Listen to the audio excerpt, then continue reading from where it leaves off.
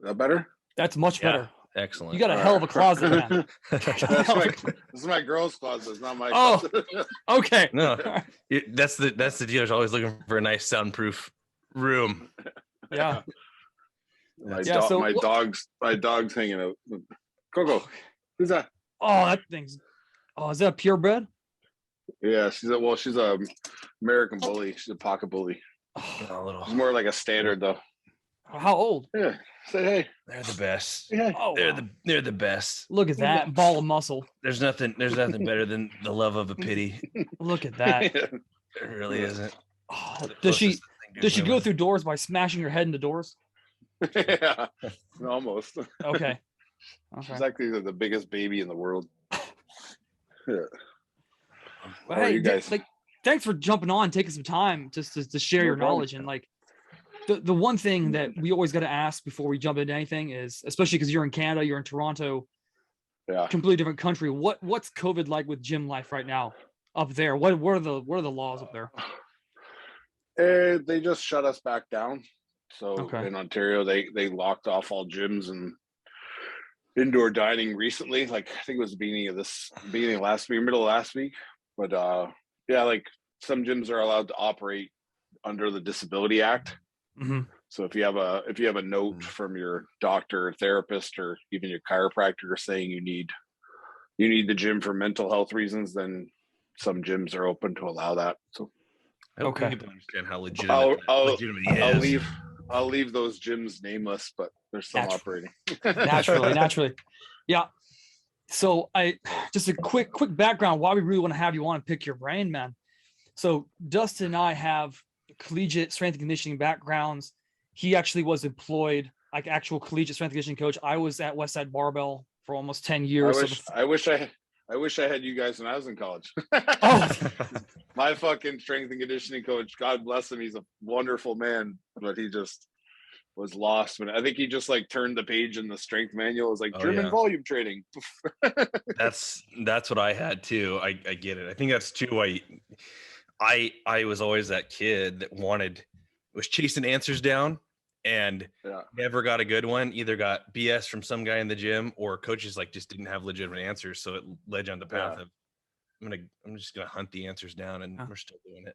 Was as a quick rabbit hole. So you said collegiately, your strength coach was just a very it was a plug and play flavor of the month type system. Yeah, it was because I was at the University of Rhode Island. I'm not besmirching or talking bad about my coach. He kind of was. I think he was kind of thrust into that position because we were a 1AA program, so we didn't have there wasn't really the strength and conditioning coach was also the fucking linebacker coach. Right. You know what I mean? It's just whoever was the most qualified of the group to kind of take that on, and he did it.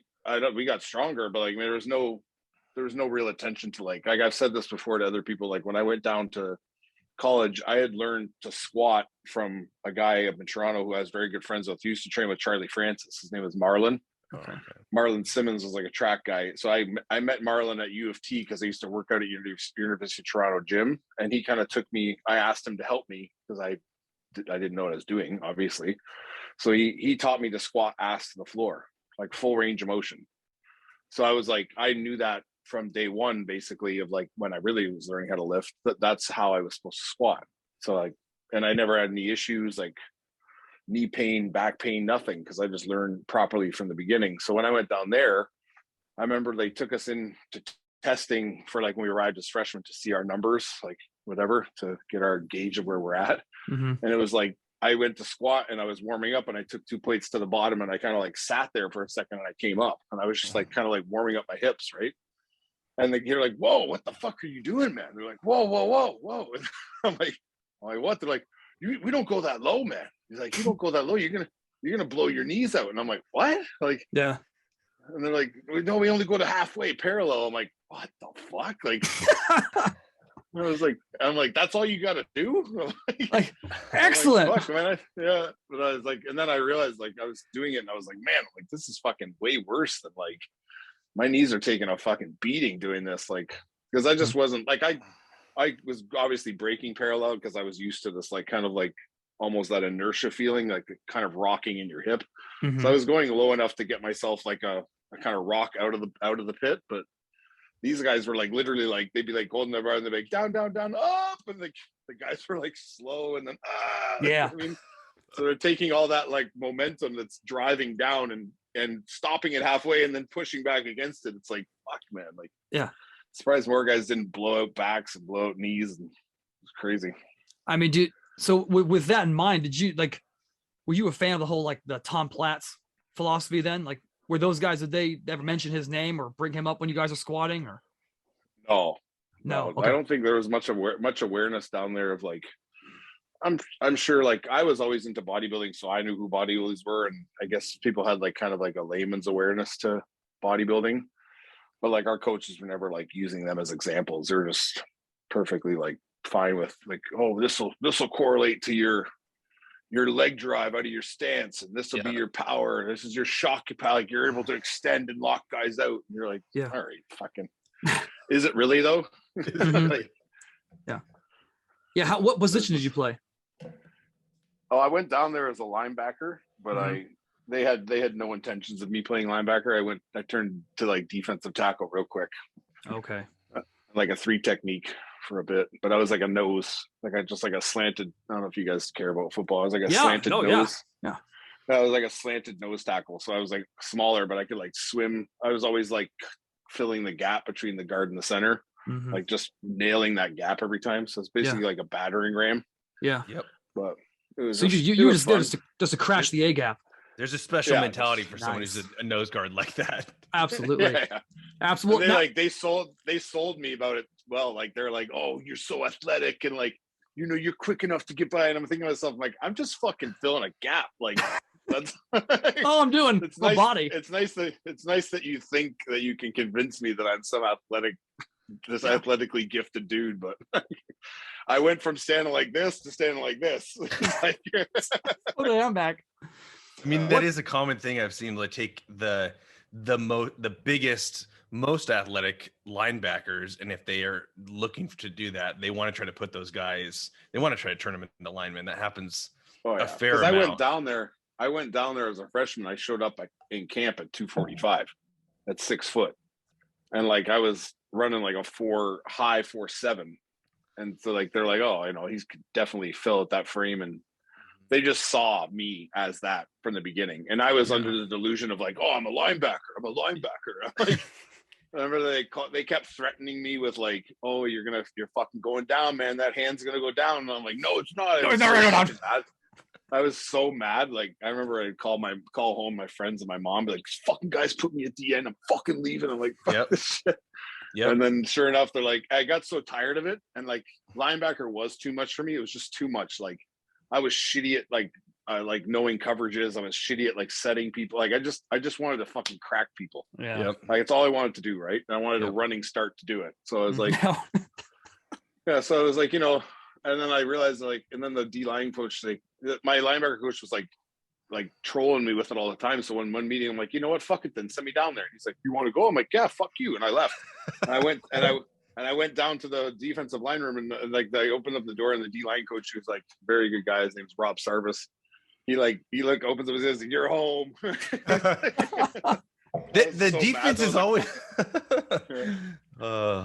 So behind closed doors, all the coaches were having borderline arguments of like bets to see when you're gonna like move. Yeah, for sure. That's incredible. That's how it happens. Although in hindsight, you always like it's like you see what the plan was and you understand, but when you're in the middle of it, you're like you're living it, and it's like part of your like dream. You know what I mean? Like it's like this is fucking awful, but it's like I get it. I understand. Yeah. And when I moved to D-line, I had the fucking best time. Like I was like, this is great. Like all I gotta do is play in this little phone booth. Like, and were those guys funner? Here. Yeah, were those guys funner to like hang out and study film with, and the linebackers? The defense always is. Oh, the defensive linemen always are. They're so fun. I had a blast. Like I tell people all the time, I don't miss football. I don't miss it at all. I just miss like the guys and like. And like, you know, like road trips and fucking all the fucking cool shit, like Friday nights to go to movies before games, like just all that shit I miss. I don't miss playing at all, but yeah, I miss that stuff for sure. Real quick before we get to the X's and O's, now I know you at least to some level you are a football guy. Who's gonna win tonight? Yeah, at one point. Yeah, well, 1 point. I don't even know. That's the thing. I don't follow football at all. Okay, anymore, so I don't even know. Georgia, Alabama, you have You have no like horse in that race. Without knowing anything and not following football anymore, I would just say Alabama, but I have no. So. That's pretty fair. That's pretty fair. Yeah. All right. So the crux of it is Dustin's seen all your stuff. I've seen a good amount of it. I actually remember Dustin does too, from when you were with Animal. It was like back in like 2010, 2011. And seeing you now and how your approach has matured to a level where you can actually articulate things a lot, in my opinion, a lot better than most, and put people in positions that they need to be in to optimally hit things. And when Dustin was in collegiate athletics and we were both basically strength and conditioning coaches, he at JBLM and me at Fort Knox, we see a lot of strength work in which the strength work's getting done. So the squat, the bench, the deadlift, the clean, however you're going to do it. But when they go do their auxiliaries, so their weakest point, so their hamstring curls, their tricep extensions, maybe their chest isolation, their delt isolation, a lot of it just involves moving of the weight. So could you speak on that a little bit? It's almost like people attack. I was saying this today in a video I did. It's almost like people attack or what you guys are referring to as auxiliary work. What I would refer to as just like bodybuilding type shit. Yeah, it's almost like they attack, like obviously like your bench, your squat, your deadlift, your clean, your whatever it might be, your snatch for you guys. It's like they attack the auxiliary work or the isolation work with the same intensity as that. And it's like you couldn't be further from the point.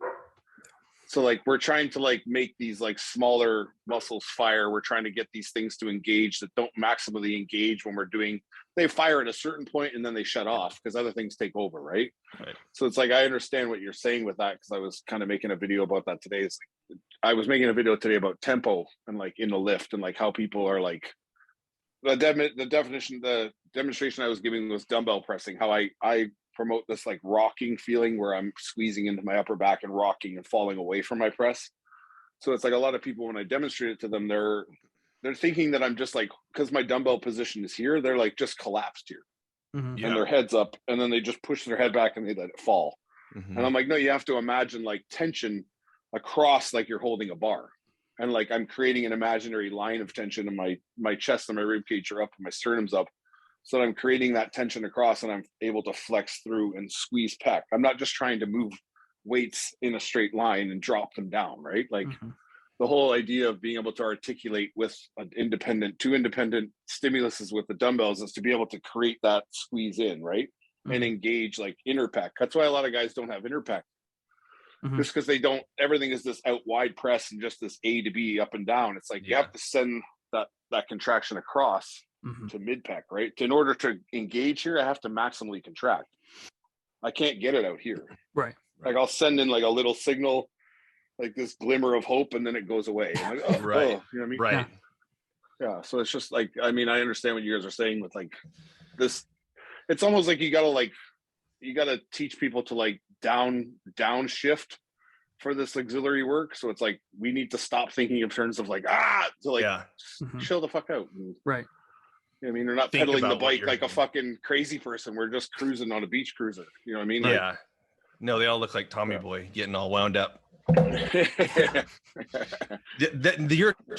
actually a really high level conversation that I think a lot of people don't miss. Even like high end bodybuilders, powerlifters, people who have a decent amount of, a decade of training. When you're starting to talk about, isolate, and your videos are excellent. You break some of this stuff down. You talk about that rocking motion too, and like a lat pull down type of movement. And it's kind of like the next level when you talk about doing isolating a muscle or turning on a specific spot. I don't think a lot of people, that kind of leads into some of the questions I have. I don't think a lot of people are making that or think to even play with that. I think that's just part of it, is everyone gets stuck in these fixed motions and thinking the more controlled I can be in that fixed motion, the better. And I think that's a lot ingrained from those big compound movements. And then they carry over that to the secondary work, however you want to classify it. I mean, all of the work is work in bodybuilding. I think that's why my mind treats everything the same in a lot of ways. It's just a matter of the intensity technique, I guess you're going, or the tempo and those kind of things too. Yeah, no, that's really, I enjoy that stuff because I think that's something that's missing from a lot of movements. And I think there's a lot of creativity to be put into movements, thinking in the terms that you're talking about, where you're moving your body along with the joint that you're actually trying to, train. Yeah. And getting people to like, it's odd because like, it's almost like you have to relearn how to do stuff with people, because you have to almost like, I don't know if this is a technical term or not, but it's something I use. Like, I have to discover like what your first mover is.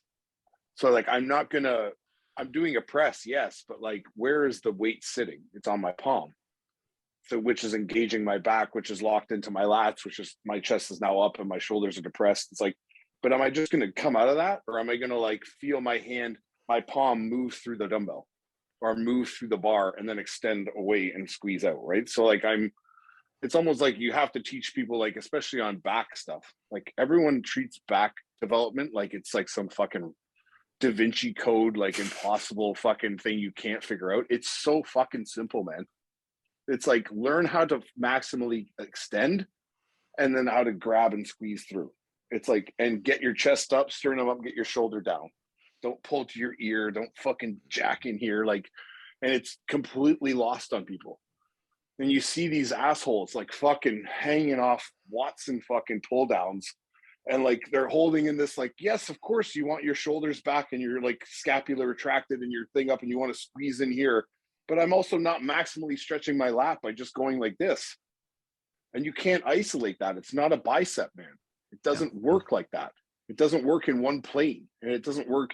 It works being stretched and being engaging and lifting up from maximally lengthened positions. And then you can get into like more squeezing and understanding that my back's closing and opening, right? But it's like, these guys all like, the gym that I'm at, I'm fucking surrounded by these people that are just like over complicating everything.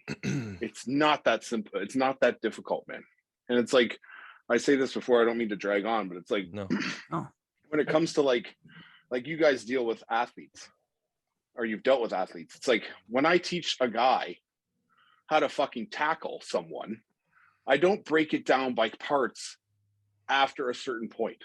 Yes, I want to tell them square up. I want to put my head in his chest. I want to wrap. I want to lift, and I want to come down, or I want to scoop feet, drop. Sure. But you don't go to tackle the guy and go, you know what I mean? I don't think about it. I just fucking do it. Right? Like, right. And I don't swing up. Guys work on baseball bat, like on their swing. I'm sure they start here and they turn bang, and they work on rotation, right? Like little techniques. But then at some point, the ball's got to come and you've got to hit the fucking thing, a full go. So like, yes, you can ingrain these little twitches and get these, like the step and the turn of my hip and all this stuff, like a golf swing too. But at some point you got to take the training wheels off and you got to fucking move. And you hope that that's ingrained. And then you can take assessment of where you've gone from where you were before to where you are now with these little things you try to implement. And then it's like, okay, now we need to work on this. We don't need to work on all that stuff. Yeah. We need to work on this now. Now it's just where the toe off is, or where my line of sight is, or like how my angle of my shoulder, right? Like, it's just blowing my mind that like, and bodybuilding is the only sport where they're told not to have a sequence of movement. It's like, get as rigid as fucking possible and just flex on one muscle. And like your tricep, like, I'm like, it's like my tricep is not even working here. Yeah. That's like, if I'm not stretching up, if I'm not reaching and my elbow's not rocking back and forth, I'm not flexing down on tricep maximally. So it's like, it's just like, it blows my mind to me. I don't mean to get frustrated, but it's like, everyone is the fucking same. I don't know where it came in bodybuilding. I'm sure it's like, there's stuff you guys see in your own individual worlds where it's like, where did this come from? Like, who made people think this way? Or like, so-and-so said it in 1955. Right. And training's come so far from then, but like, oh no, but they know what they're talking about, because back then it was like, it's like this whole rhetoric, like you can't get big legs unless you squat. Bullshit. Absolute bullshit. Yeah, dogma that got perpetuated for a long time. Like look at Dorian Yates. I was going to say that. I'm glad you brought that up. Yeah. He didn't fucking squat. Nope. And half the guys that did squat heavy realized at one point, this is a really bad idea, and stopped doing it. Yeah. And their legs were just as big, even better. Because like when you think about it, squatting is a full body movement. It is not an isolating movement on your legs, nor is it like all the pressure and all the weight and everything's on your legs. You're stabilizing through back, your shoulders, your neck, your fucking spine's elongated. Like there's very little pressure in the legs other than when we drop down and we stand up. And yes, they have to drive out of the bottom, but I also have to maintain this posture, lock my lats in, everything's engaged, and I have to stand up with this fucking weight. And I'm just so fucking, I just want to get down and get the fuck up. Yeah. I can't possibly think about engaging that well unless it's a lighter weight. So yeah, do 3 plates. If you can do 5, do 3 plates and really feel every rep. Pause at the bottom, spring out of the bottom, like drop down, cut your rep distance, whatever it might be, fuck up with the tempo. But like this, like people like, I got 8 plates and I did it for 3. I wrapped my fucking knees up till I couldn't feel my legs. It's like, I've done all that shit too. And it got me nowhere. No. My legs are never going to look like Tom Platz. No. Like, but they should, right? Because I did all this weight and I fucking squatted this. Like, it's like, no, it doesn't equate to that. It's not a 1-to-1 equation. Like, I do heavy weights, I get big muscles. No, man, not at all. Yeah, well, the longevity there. Sorry, Joe. No, go for it. The longevity there too. You know, when you start pushing really heavy weight, and I think there's some real progress to be made. But I've seen a lot of guys when they can't train like that, they're done. They couldn't adapt to doing something else. They get so wrapped into lifting heavy weight being part of their identity in the gym that as soon as they're like, oh shit, I can't do this anymore, they're just out. And it's like, dude, there's probably better ways to continue to develop because you've tapped into that well so many times. But there's so much more going on there as far as exercise. And I get it. Like, I'm a massive fan of powerlifters. Like, I'm talking real powerlifters. I'm not talking guys pretending to be strong in the gym. Like people who dedicate their lives to like lifts. Yeah. And like, that's all they do. Like, I have more than like the utmost respect for people like that. And at Animal, I was around some of the best in the world. And I'm nothing compared to those guys when it comes to strength. That's like why I didn't do demos. And when I did do demos, when I tore my fucking pec pressing 200-pound dumbbells. So I'm like, you know, I saw these guys like Sam Bird, like fucking, this guy squatted fucking 6 plates with no hands. Yeah. He literally got in the fucking monolift, took it off and went down like this. And he went, and just stood up. I'm like, buddy, I couldn't even do that on my back. What? Yeah. And he did it like easily, like didn't even grimace. Like, and it's like watching like Richard Hawthorne, like he pulled fucking 805 in the cage at like 140 pounds. Yeah. Like for like 4. Mm-hmm. I'm just like, what? Like if weights correlate to muscle size and you being big, Richard should be massive. That motherfucker just pulled 800 pounds. Right. He's this big. He's as big as my finger. Like he's a tiny dude, but he's mechanically fucking built to deadlift. He's got long fucking arms and a short torso, and he just bends over and literally moves 3 inches. His arms are like hang down past his knees almost, man. Yeah. It's ridiculous. So it's like, you guys have to understand, like some people are mechanically inclined to do very well at those lifts. And those are probably the ones you see doing the best in the world. Right. So just because they're doing it and you perceive like, oh, you know, it doesn't mean that you should be able to do it. Like, I'm a shitty squatter. I'm not built for squatting, man. I'm not built for deadlifting either. Like, I'm horrible at deadlifting. But it's like, just pick. That's what I'm saying. I said this other day too, like even in bodybuilders, like pick and choose, like pick 2 or 3 lifts that are your lifts. They don't have to be bench, squat, deadlift. So it's like mine was like shrugs. I could shrug a shit ton of weight. If I could move the bar 4 or 5 inches from here, I could put fucking 6, 7 plates on there back in the day with wraps on and just shrug up and down and get fucking work my upper back and my traps. And my hack squat was good and my fucking bench was great. So those are my lifts. So I didn't push the envelope with everything else because I knew where I had my pocket of power was in these 3. And this is where I build my foundation of my strength and my size off these 3. And everything else was just like, I was pushing the weight. I was like trying to go up, like, you know what I mean? I was doing what I did to like, naturally, as I got stronger, I'd do more weight. Right. But like, I would push the topic with these lifts. Like, so I would push for a heavier bench. I would push for a heavier hack. I would do stupid shit like, oh, let's put a little more on the shrug. I barely moved it last time. But like that foundation also gave me like a massive back. like a developed back that most people didn't have. So when I came into bodybuilding, I had a leg up on a lot of people because my back was way better than any amateurs around in my area. Mm-hmm. So even if it was comparable to the front, I turn around and it's over. Yeah. Because you can't compete. Yeah. Right. So it's like, that's what I'm saying. Like, people just need to discover what their lifts are. It could be you're a fucking great, I don't know, like barbell row. I was good at barbell rowing too, right? So you push the fucking topic on that. Like, I'm going to drive this weight up. I'm going to move this fucking weight, even if it gets a little ugly. You know what I mean? Sure. It's just like, that's what I've always, like, a good person instilled that in my mind when I was younger, and just really, like, it's stuck with me ever since, right? That, like, those are, like, find what you're good at and stick to it. And, like, what you're built for. Like, you can do that shit, do it. And push the temperature with it and see how high we can get it, and go from there. Well, so you're saying, like, you had like a big 3 lifts. Yeah. Yeah, it wasn't like narrowed down to, like, these are my, like, whatever, but, like, I knew that my bench was where my weights would climb. So, like, the weight would always go up, and I knew my shrug would always go up. And I also like my barbell row and, like, probably hacks or leg press is where I could really, like, pile on the weight. Yeah. It wouldn't be on squat. It wouldn't be on a traditional deadlift. I'm just not good at it. Every time I deadlifted, I just tasted puke, wanted to fucking pass out. Like, if it was, like, too heavy, I'd be like, yeah. It just was not something I wanted to do, right?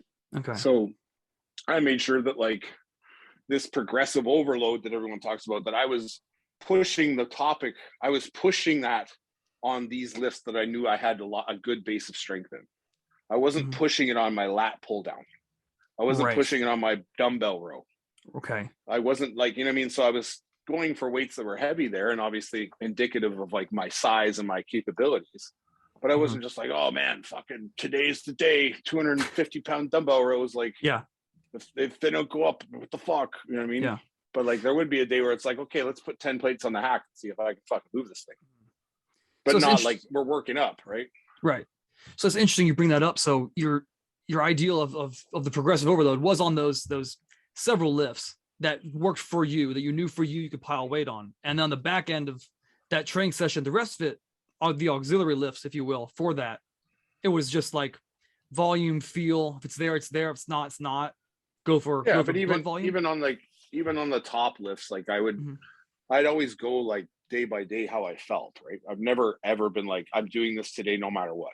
Okay. It's like, if I don't have it that day, I don't have it. I'll know when I'm going up, because I'll know how to feel, like if I'm benching, let's say, I know when I'm working up and I get to around 3 plates, I know how well it's moving that day. If it's not moving, I'm not doing it.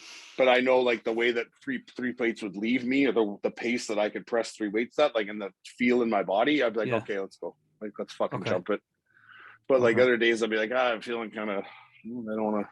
And so, like, maybe I'll keep that at a lower level. And then when I go to the dumbbells, I'll kind of push that a little bit more than I did, or, like, maybe 1 or 2 sets more than I want to do, or, you know what I mean? So there's other ways to make up that overload. It doesn't always have, that's the thing I bitch at people, but it doesn't always have to be this weight. It could be like, you move that weight better than you did last time. I connected better this time. I felt things better. I was able to, like, get more squeeze than I was last time. I got 12 reps. Last time I remember I started getting funky around 10, and the last 2 looked like shit. But this time I fucking, you know what I mean? Yeah. So, like, that's what I'm saying. Like, in this whole idea, like, I think it's really dangerous to promote that to kids, is this whole, I'm a big fan of progressive overload, whether it comes to, like, tension, stress, whatever it might be that you change and create an overload scenario. But it doesn't, everyone just seems to be pumping this weight thing. It's like, oh, I did rack pulls with 9 plates last week, I got to do 9 1/4. It's like, well, Jesus Christ, the fucking 9 looked like your back was about to break. Right. 50 pounds is a lot of pounds. That's, I mean, it's like every week is like, especially these bodybuilders, I see these younger crowd of bodybuilders that are coming up, like, who are deadlifting these insane weights. Like, Hunter Labrada is one of them. Like, he's, I got nothing to say bad about Hunter Labrada. That guy's got a great physique. Is fucking seems like a cool ass dude too. But, like, he's Hunter Labrada, so he can get away with that. Motherfucker's probably been deadlifting like that since he could fucking walk or lift weights. So you're not Hunter Labrada.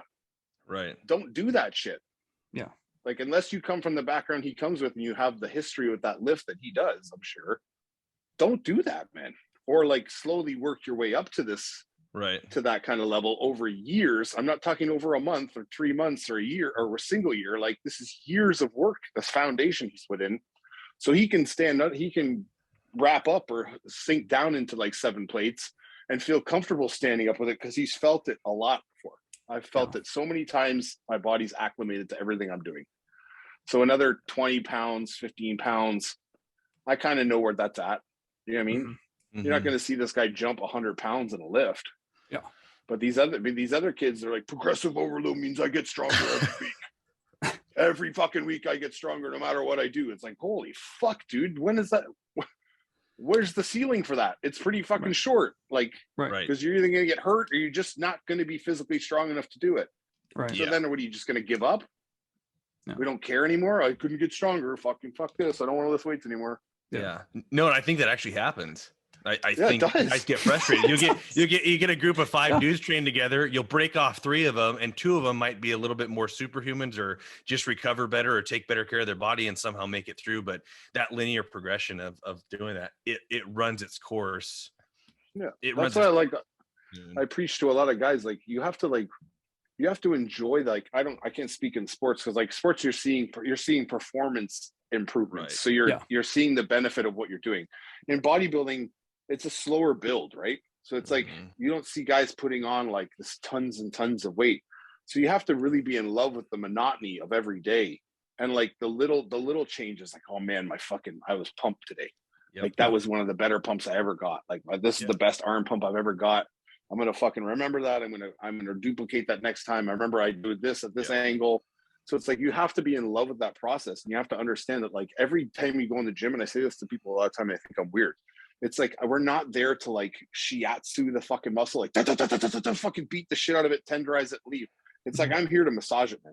I'm just fucking working it.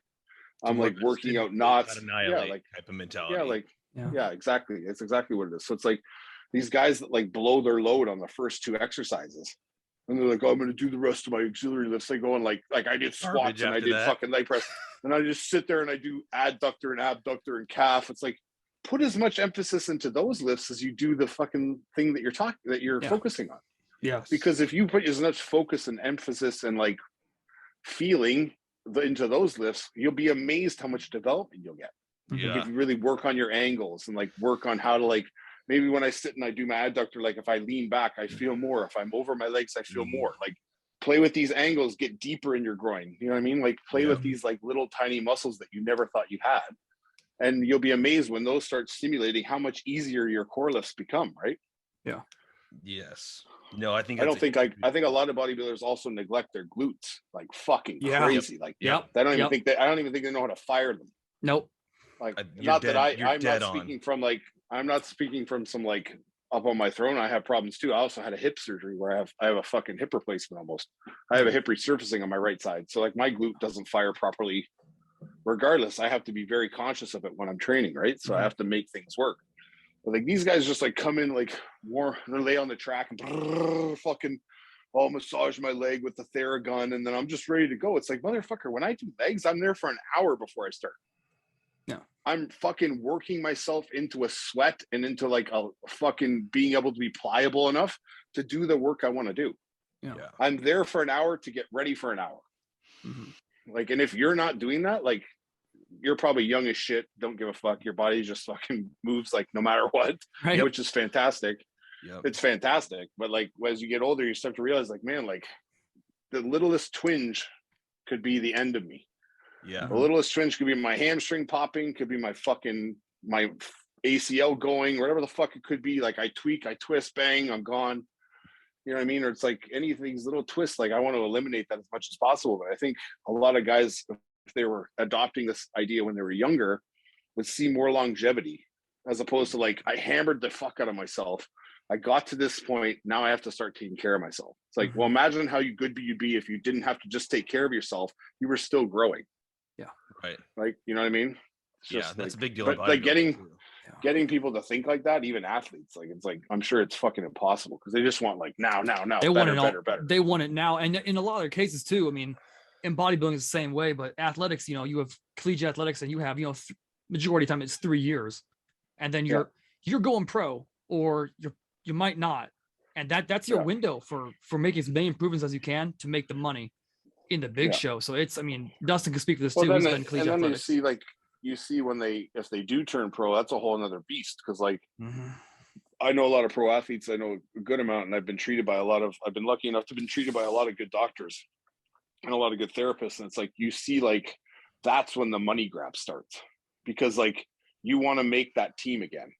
Like, cause not everybody's like Odell Beckham or LeBron James. You know what I mean? Like, not everybody's this guy. So it's not just a given that you're on. It's like most of the people don't hear about, they're just trying to make a roster. So it's like, what do I need to do to make another roster to get fucking paid for another year? Yeah. And then hopefully they resign me. Maybe they don't. Oh, I got to make another team, right? It's like you see these guys going through this fucking cycle, like where it's like they have to be the best all the time. So like they're paying for this guy, they're paying for this diet, they're paying for this training, they're paying for this type of therapy. And it's like this crazy industry where like they're selling these guys snake oil all the time. Where it's just like, oh, if you do this, we'll increase your speed. You're in the 40 by like 0.5 seconds, and like this and this. Is just like, and you see all this nonsense, and then you see someone who's just like a gifted athlete, and they just step out there and fucking kill it, and you're like, oh, okay. So I'm just not meant to be here. Right.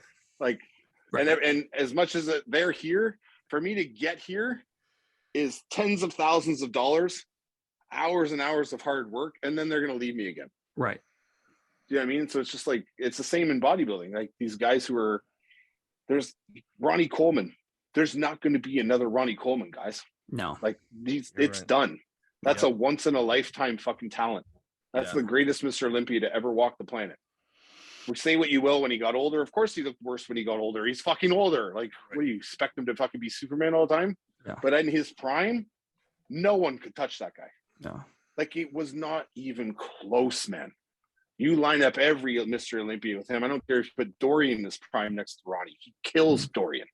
Yeah. He smashes him. And I love Dorian Yates. But it's just like, man, like, you just have to understand, like, sometimes you're just not cut out for this shit. And sometimes it's like, okay, it's okay that you're not going to be LeBron James or this guy at the top of the sport, but you still love it. You do it, right? But all these guys that happens to them and they get so discouraged, they shut it the fuck down. Yeah. And then they're on to being that guy like, oh, I could have done it, but I had fucking kids, or, you know, things with my wife. And yeah, right, buddy. You heard it all, I'm sure. See, real quick, because you brought the Ronnie Coleman Dorian Yates conversation up. In your opinion, what year was Ronnie the apex? Was it like the 98, 99, or was it the 03? Or was it another year? It was probably the 98.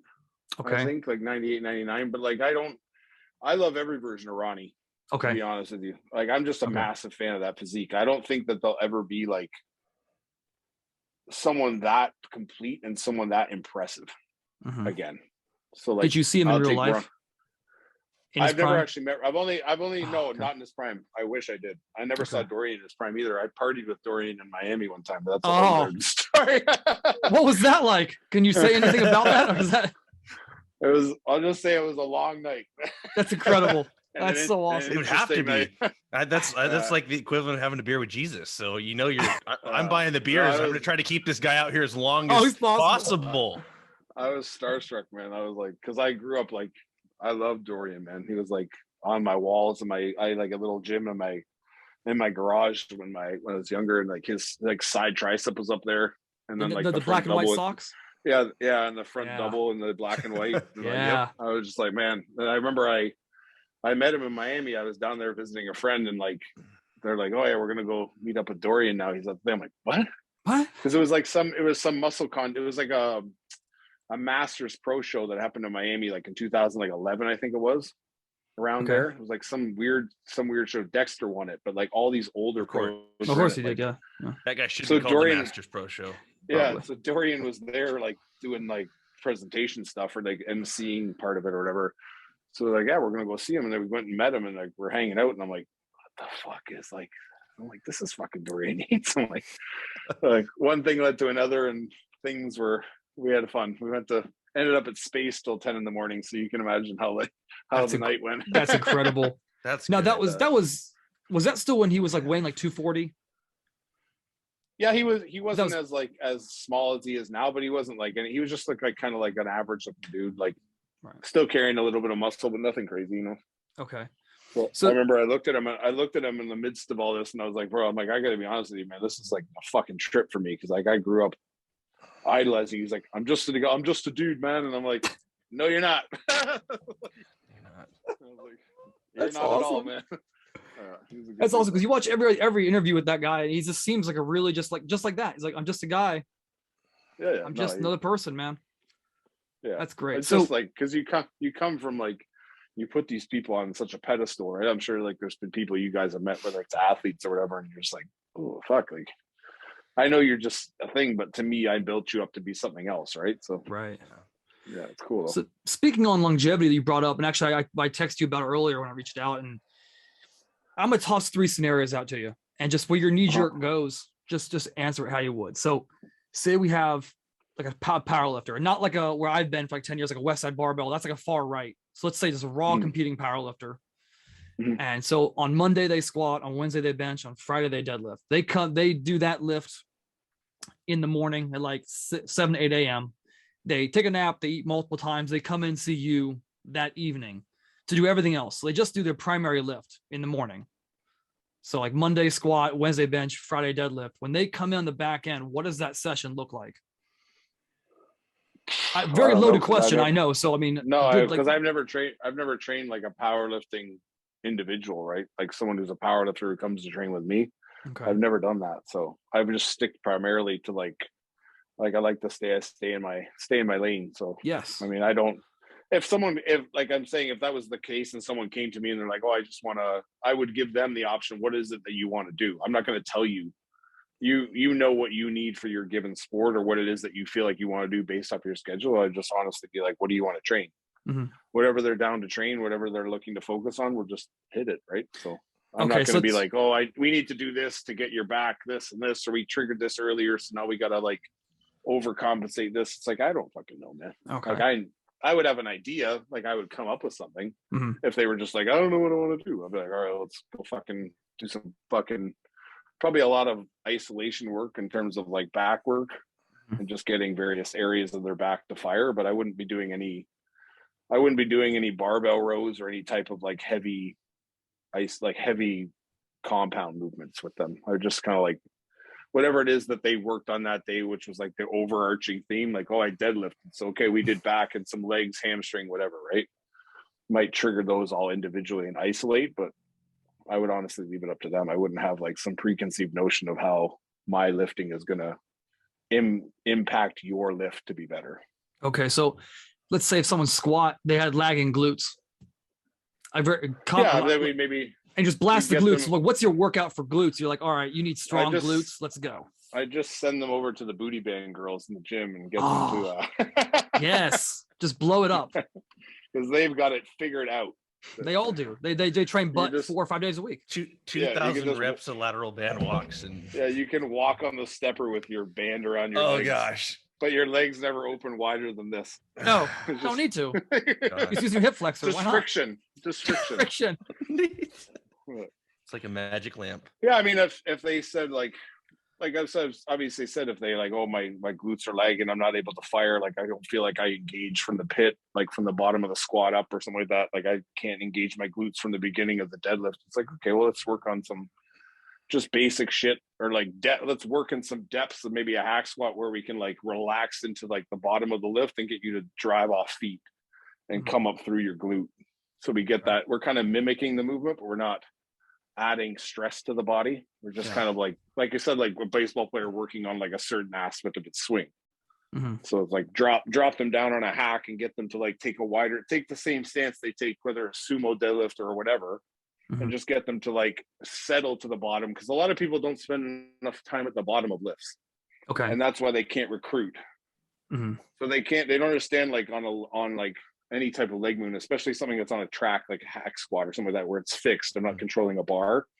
It's like, I don't understand that. Like it's like this go down and like touch hot coals, come up, like tick, off the bottom. It's like, no, spend time there. Yeah. And then emanate power from your feet and your glutes or whatever it is you're trying to target, and squeeze off. Don't jump off, flex off. So I'm pressing the platform down. I'm not driving myself away from the platform.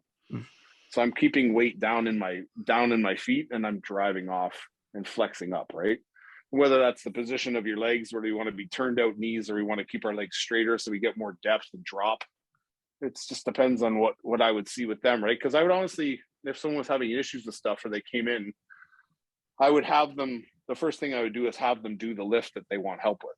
So it's like, let me see what you do. Mm-hmm. And I'll see what I think is wrong with it. Yeah. Or I'll notice where you're hitching, or where you're speeding up the movement too quick, or you're not able to relax, or you're too tense. I'm like, let's just play with that, right? Because that's going to overall impact you more than me being like, okay, well, I've noticed that like your glutes aren't firing. So we're going to go up 4 inches, and then we're going to squeeze down, and we're going to go up 4 inches. It's like, well, let's just see how shitty your movement is, or how inflexible you are, or pliable you are. And let's fix those spots that are stuck, right? Yeah. So it's just it's like I said with like a lot of leg movement. It's like people, and you guys will understand this probably really well. It's like a lot of leg movement, and a lot of like, let's say it's a hack squat, because we're just using that. It's like a lot of people are like fighting the weight on the way down. Yeah. So like I have all this weight up here. Yes, the weight's up here. So I'm bracing up here, and I'm also bracing down low. So I'm creating 2 tension points that compete against each other, because I'm trying to stay tight up here so that I perceive this weight crushing me, because it's all, the load is predominantly on me, but I'm getting no weight down to my feet, which is what's going to drive me out of the bottom, which is where I can collect power and drive up, right? So that's what I'm saying. A lot of people touch hot coals and come up, or they like brace. Well, these guys come up. You know what I mean? Like they don't. Yep. The reps never complete, right? So like, if you can strip weight off for those guys and be like, okay, I know you do 6 plates a side. Fucking fantastic, dude. Like, great. Yeah. Took 1 plate down and sit on the bottom. Yeah. And have your, it's like, I almost tell people, like, think of your 2 knees. Like, if these are my knees, I'm stretching down like elastic bands from my knees as my hip reaching down, and I'm springing up out of it. Mm-hmm. So I'm not like my knees are pillars and I'm dropping down and springing up out of them, right? So I'm forcing that weight down to my feet, and I'm letting the weight collect down there with an open, wide foot, and I'm springing off again. I'm not trying to like stop off, like, oh, I come off, get the fucking weight off me, get the weight off me. Yeah, did you put a video out on that? Kind of talking about that, because I know exactly what you're saying. I think kind of coming with those points of getting comfortable in whether it be on a back squat or hack squat or a leg press, any of those things, when you start to put yourself in these weaker positions and settle in those places, it's a game changer for your workout, your strength, all that kind of stuff. Like big time. And you just see when people get that and they make that connection, and they feel like, even if you just get someone to come down and rock out and then drop, rock out and then drop, and they feel that elasticity in their hip, where like, it doesn't just like, I'm keeping my spine as straight as I can, and my torso is as long as I can keep it, but I'm stabbing down and up into my legs. So I'm not crumbling down and this, right. I'm literally taking this upper body and sitting it and then moving it out of there like it's supposed to be, right? Whereas everyone just like gets in these fucked up positions and, and they're But you'll notice, like, when people start to be able to like get comfortable at that bottom, when they go back to like pushing the weight up, they become so much more efficient at moving, because they're not afraid of the bottom. Right. Like those last like fucking 5, 6, 8 inches in there, people are terrified. They like, get me out of here. It's like, no, just move the same tempo as you did down. Like, understand, like, I'm relaxed on my negative. I'm collecting energy. I'm sending it back up. I'm not trying to hold. Like, it's like, it blows my mind. Like, and just, if you lower the weight, you'll feel it, and you'll get so much more out of the lift. You'll recruit so much more muscle fiber. You'll break down so much more. The pain the next day and the soreness will be so fucking deep that you'll think you have a bone bruise. Like, you'd be like, man, like, I fucked myself up. It's like, yeah, because you got deep in those fibers, man. Like, you're not working superficial shit anymore. And like, oh, I fucking shrugged my fucking way out of that squat. It's like, but like, it's an ego thing. That's why I say in a lot of my videos too, like, you got to find people that are willing to like check their ego and just want to get better, right? Because once they check the ego and they see what that does and they bring it into their program, It's like, man, I'm relaxed as fuck. This weight, I got 6 plates on now in the hack squat. That same guy's got 6 plates on. He's going down like fucking like he's reading the paper, like up. The last few reps, yeah, I'm grinding. Oh, fuck, I'm getting out of the hole, right? But it's like, I'm relaxed. I'm fucking pliable. My body moves, right? And you see as soon as certain guys tense up, you can see in the gym, like I'm sure you guys watch it, like you see these fuckers who like take off like whatever it is, like maybe they're squatting heavier. Like this one guy in our gym was benching the other day, like 6 plates aside, just like takes it off. He's yelling before the rep. That's a good sign. Good sign of that engagement. Like, nice. And he's like literally up here, and he's like, boom, like boom, bounce off my fucking rib cage and my sternum. It's just like, I was there too. I'm not like some perfect guy. No, we all have been there. Yeah, but it's just like, the fuck, dude, you're like 40, man. There's no excuse now, because I mean, I remember like good content was coming out of books. There wasn't YouTube, like nobody putting out content that you could find anything on. So it's like, yeah, I understand when those mistakes are being made, but this day and age, like there isn't really an excuse to be an That's asshole. why you know that people are still buying into this like dogma bullshit, right? Like this whole like thing where you can't get big without barbells and dumbbells. You can't do this without this lift. It's like, what the fuck are you talking about, man? Yeah, like I know Dave Palumbo's famous for saying this, because I heard him say it like 19 times. I love Dave. Dave supported me when no one supported me. So I'm not talking shit about Dave, but like it just goes to show you like this information's passed on, because that's a very credible source. That's a very credible person, a very intelligent guy, and like a great guy. But he says all the time, which drives me up the fucking wall, is he says like, you can't get big legs without squatting. He says it repeatedly. You can go to like any podcast. He says it anytime he's talking, like, can't get big legs without squatting. It's like, what? Like, stop telling that to people. Like, there's plenty of ways to get big legs without squatting. There's a ton of ways. And there's also, I think the thing that's also missed in making statements like that is you can get small leg squatting if you do it wrong, and you can get hurt doing it wrong too. Some of the fucking biggest squatters in the world have twig legs, especially the guys who are equipped. Oh yeah, they have twig legs. So what are you talking about? The guy's he's equipped in a fucking squat suit, and he's squatting 1,000 pounds fucking for a quarter rep. Like, it's like, where's his legs? Yeah. If that's the fucking case, like it's like the dogma doesn't correlate to results, and it still sticks around. It's like, and like some guy Tom Platz was born with those legs, guys. I hate to break it to everybody. Tom Platz had those legs from when he was a baby. It's ingrained in him. It's genetic, the ability to fucking make those legs happen. Yeah. He worked hard and brought them out, but that was there. Right. There's no question that was there. Yep. Yeah. Like he happened to have the fucking intensity and the desire to make them that big, and they got that fucking big, man. Yeah. Yep. But it's like, just because he squatted, he also is a fucking master of his legs. Yes. He could probably do any movement and make his legs grow. Yes. Yeah. And get maximal recruitment from them. Mm-hmm. He just so happened he liked to squat. And back in the day when he was working out, guess what there was? Fucking barbells. Squats. Yeah. There was no fucking panada leg press and fucking overhead leg press like this person's fancy angles and like a pendulum squat. There's none of that shit. But you can be damn sure if he had that shit back then, he'd use it. That's it. So I haven't heard anyone make that statement, but you know for certain that that is certainly would. I'm telling you that he could have stood there with 2 dumbbells beside him, done squats all day, and those things would have blown. Yeah. Same with Ben Pekulski. Ben Pekulski has some of the best legs you've ever seen. Fucking guys, guys' legs, like motherfucker thinks about doing leg extension, his leg grows. Yeah.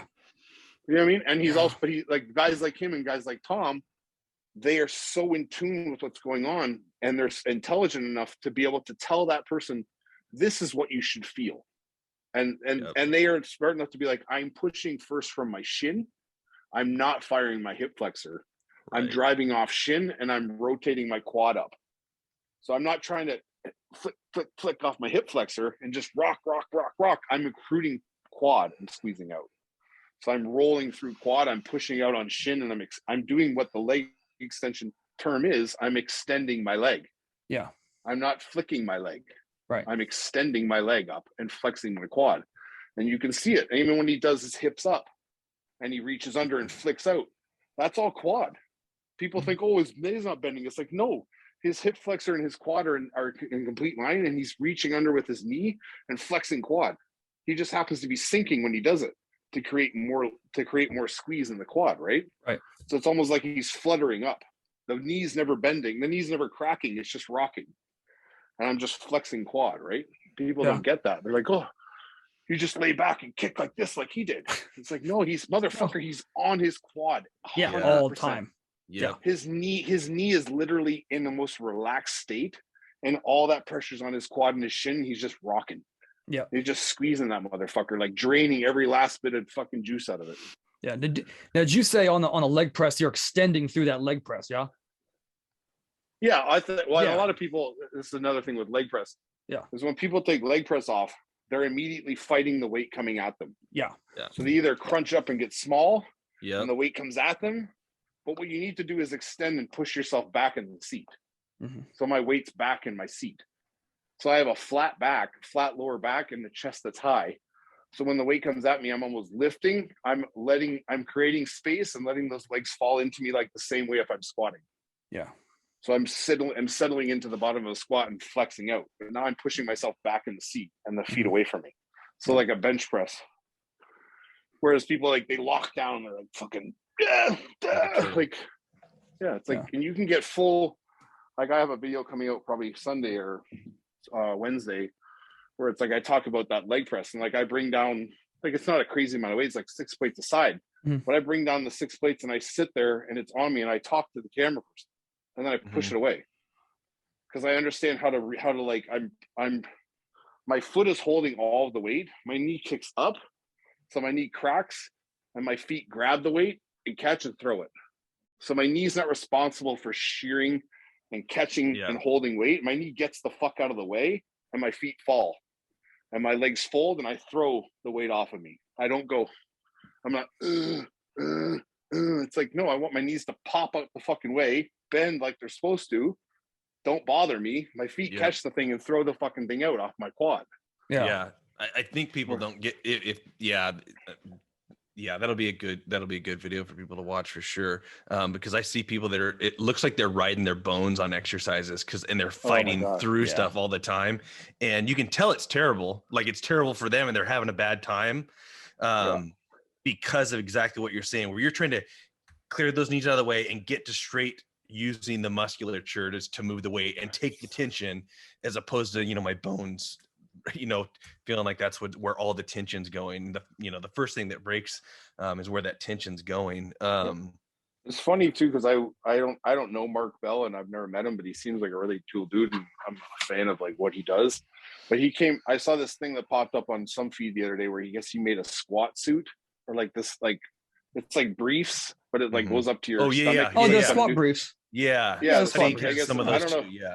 I don't know if it's new or whatever, but it's like I just saw it, right? And in the ad or in the advertisement, he's like, I was just tired of like my knees hurting and everything hurt. And it's like, so you made a assistant device to compensate for the fact that you should not be squatting that fucking heavy? Like I understand he's a powerlifter at heart and like he's designing it for powerlifters. I get it, but like you should think about addressing that first before you throw on a brace, right? Or some type of crutch to help you. Address why that's so fucking bad. That's it. Like, because you shouldn't feel this shearing pain in your knees and this awful feeling in your back, which he's basically he's saying he feels. Yeah. And like, I understand when like people are going to shit on me, like these guys are moving fucking massive weights, and that is their goal. That is their goal, to move those weights. So I understand that. But when because we all know that bodybuilders feed off powerlifters. So it's like those same bodybuilders are gonna be like, oh, I can get more of my squat. Yeah, but dude, your squat fucking sucks. Your legs are fucking twigs. Yeah. You already squat 7 plates a side, technically. But like, now I'm going to put this on, I'm going to do 9 plates. It's like, dude, squat to the pit and understand like your fucking angle and where your body should be, where your head should be. All these guys squat like this. Oh yeah. Like fucking, you know what I mean? Like, put your fucking head forward. Why is your head back? Yeah. And then they go down like, it's like, relax your head, man. Your head should be in front of your body. Yeah. The weight's on your back. It's not on your neck. Let it take your back down. Keep your parts of your body that are between that, like if the bar is the midline, the things that are outside the midline, they ride together, they come up together. They don't roll back to each other. It's just like fucking, like I say this because it frustrates me because I see this shit all day, every day. And it's like, it's so correctable. Right. It's, if you just stop being a fucking meathead for 2 seconds and just fucking slow down and be like, all right, this isn't working. My fucking back hurts. Like, yeah, it's like, oh my God, man. Like, I did 6th place today. I haven't been able to walk right in a week. My hips fucked. It's like, dude, what the fuck, man? Yeah. That's not a badge of honor. That's bad meathead. Would you want, for if you were trying to like increase your bench, like someone comes in and says that their triceps are garbage, would you have them hang out in the bottom of an extension and then find their tricep? Sorry, I'm going to answer that. The funniest thing to me is when people say to me, I did bench, but I've been feeling so much tricep. It's like, motherfucker, bench is a tricep motion. You can't do a bench press without a tricep firing. It's fucking impossible. You can't push with your chest, guys. Thank you. That's how I got triceps, was bench pressing, and I never had a chest for years. Exactly. So glad you said that, Mike. Continue. Go. You're I can't press with my chest. It's fucking impossible. There's nothing. I can't put a bar here and go. I can't move it with my chest and shoulder bump it. Like, in order to fire my chest, I have to fire my tricep on a press. I can't get out of the bottom without pushing my hand out, which is required for me to, I need to push my tricep. So my elbow's stacked underneath my palm and I drive up through my tricep and squeeze up. Some people don't squeeze up or fall back, so they do this. And that's why they get massive triceps, and they're able to use this they're able to bench a ton of weight because they pinch on upper back and they create this line of tension across the top of their body and their arms, and they're just strong as fuck here. And you see it all the time, right? But it's like, in the guys who roll up through things and press from lower and understand that my pressing power comes from my lats, tucking into my lat and driving through my tricep, that's my pressing power. You're never going to see an NFL lineman who backs up, who kicks back and goes like this. Yeah. They don't kick back and punch like that. Correct. They're here and they punch. Punch. So Yep. it's like my hands are always here. Pop, pop. I'm moving, right? Yeah. So it's like, why do you think that that's like, if that's how those guys are responsible for fucking pushing around the biggest individuals on the planet, and they're not going, yeah, they're not flaring their elbows out, off the ears. How strong am I when I'm doing this? No. Yeah, exactly. No. That's why you get shoved around. When I show people the press, and it's like, they're like, push from here. It's like, yeah, this is your most powerful position. Mm-hmm. Now you just need to learn how to manipulate wherever your elbow placement is, wherever my chest is, wherever my head is. I need to understand full retraction and squeezing down. Then I need to press out of there. So I think that was most evident. Yeah, that was most evident. Was Ben Seath with Animal when you were there? Did you ever meet Ben? Okay, so Ben and I were training partners. That's who I grew up training with Ben. That never became so strong as fuck. And as a kid, I know. So when Ben cut and prepared for his first bodybuilding show, I was there, and it was so interesting because I was like, dude, you bench so much. When he cut down, he did not have a chest, but he has these huge ass triceps. And I was like, that explains a lot to me. And I was, we were young at that point, but it's really evident when you cut a bodybuilder down and you see how their bodies, like where their musculature is actually at to push those weights. Very interesting. Cause he's the only guy I knew that trained straight like a power lifter for his whole career, basically had a real small window where he started throwing in some bodybuilding stuff. So that's like, and then he cut for a bodybuilding show, and like his physique looked really good, but you could just tell like these are the muscles that you need for powerlifting. So it's pretty interesting to see that. But take you guys with me for a second. I go with my dog downstairs. Oh, sure. Sure. Go. Having dinner. Yeah, no, I understand. Like I get that completely, and it's like I don't know. I know Juji because he's part of the same company as me, HD Muscle, and we met a few times. We met actually. He came up to Toronto to train, and also was with him at the Olympia. But like, he's another guy, like the fucking strong man. Like he's so fucking strong, Juji. And it's like, and then when he cut down for his bodybuilding show, you kind of like, yes, his physique is crazy impressive, like the muscle development in certain areas, and then you see where some areas where it's lacking. Yeah, because it hasn't had that like intense isolation and that intense like work done, right? Because it's been more of an overall just like massive power, and he's developed. The guy's got a fucking phenomenal body, phenomenal shape, but like you can just see the difference. Like, because if that guy fucking dedicated himself to bodybuilding, 100%, yeah, it'd be interesting. Solely specialized. Like no more of this like crazy stuff. No, like if he like really honed in and like precisely identified like what areas he needs to bring up and like work them like bodybuilding style, like high volume, lots of blood volume. Yeah, it's like you would be so I wouldn't be shocked if he's like a top level dude. It's just a matter of him wanting to do it, right? Because like the guy's fucking talented. The guy's so talented, he can do whatever the fuck he wants.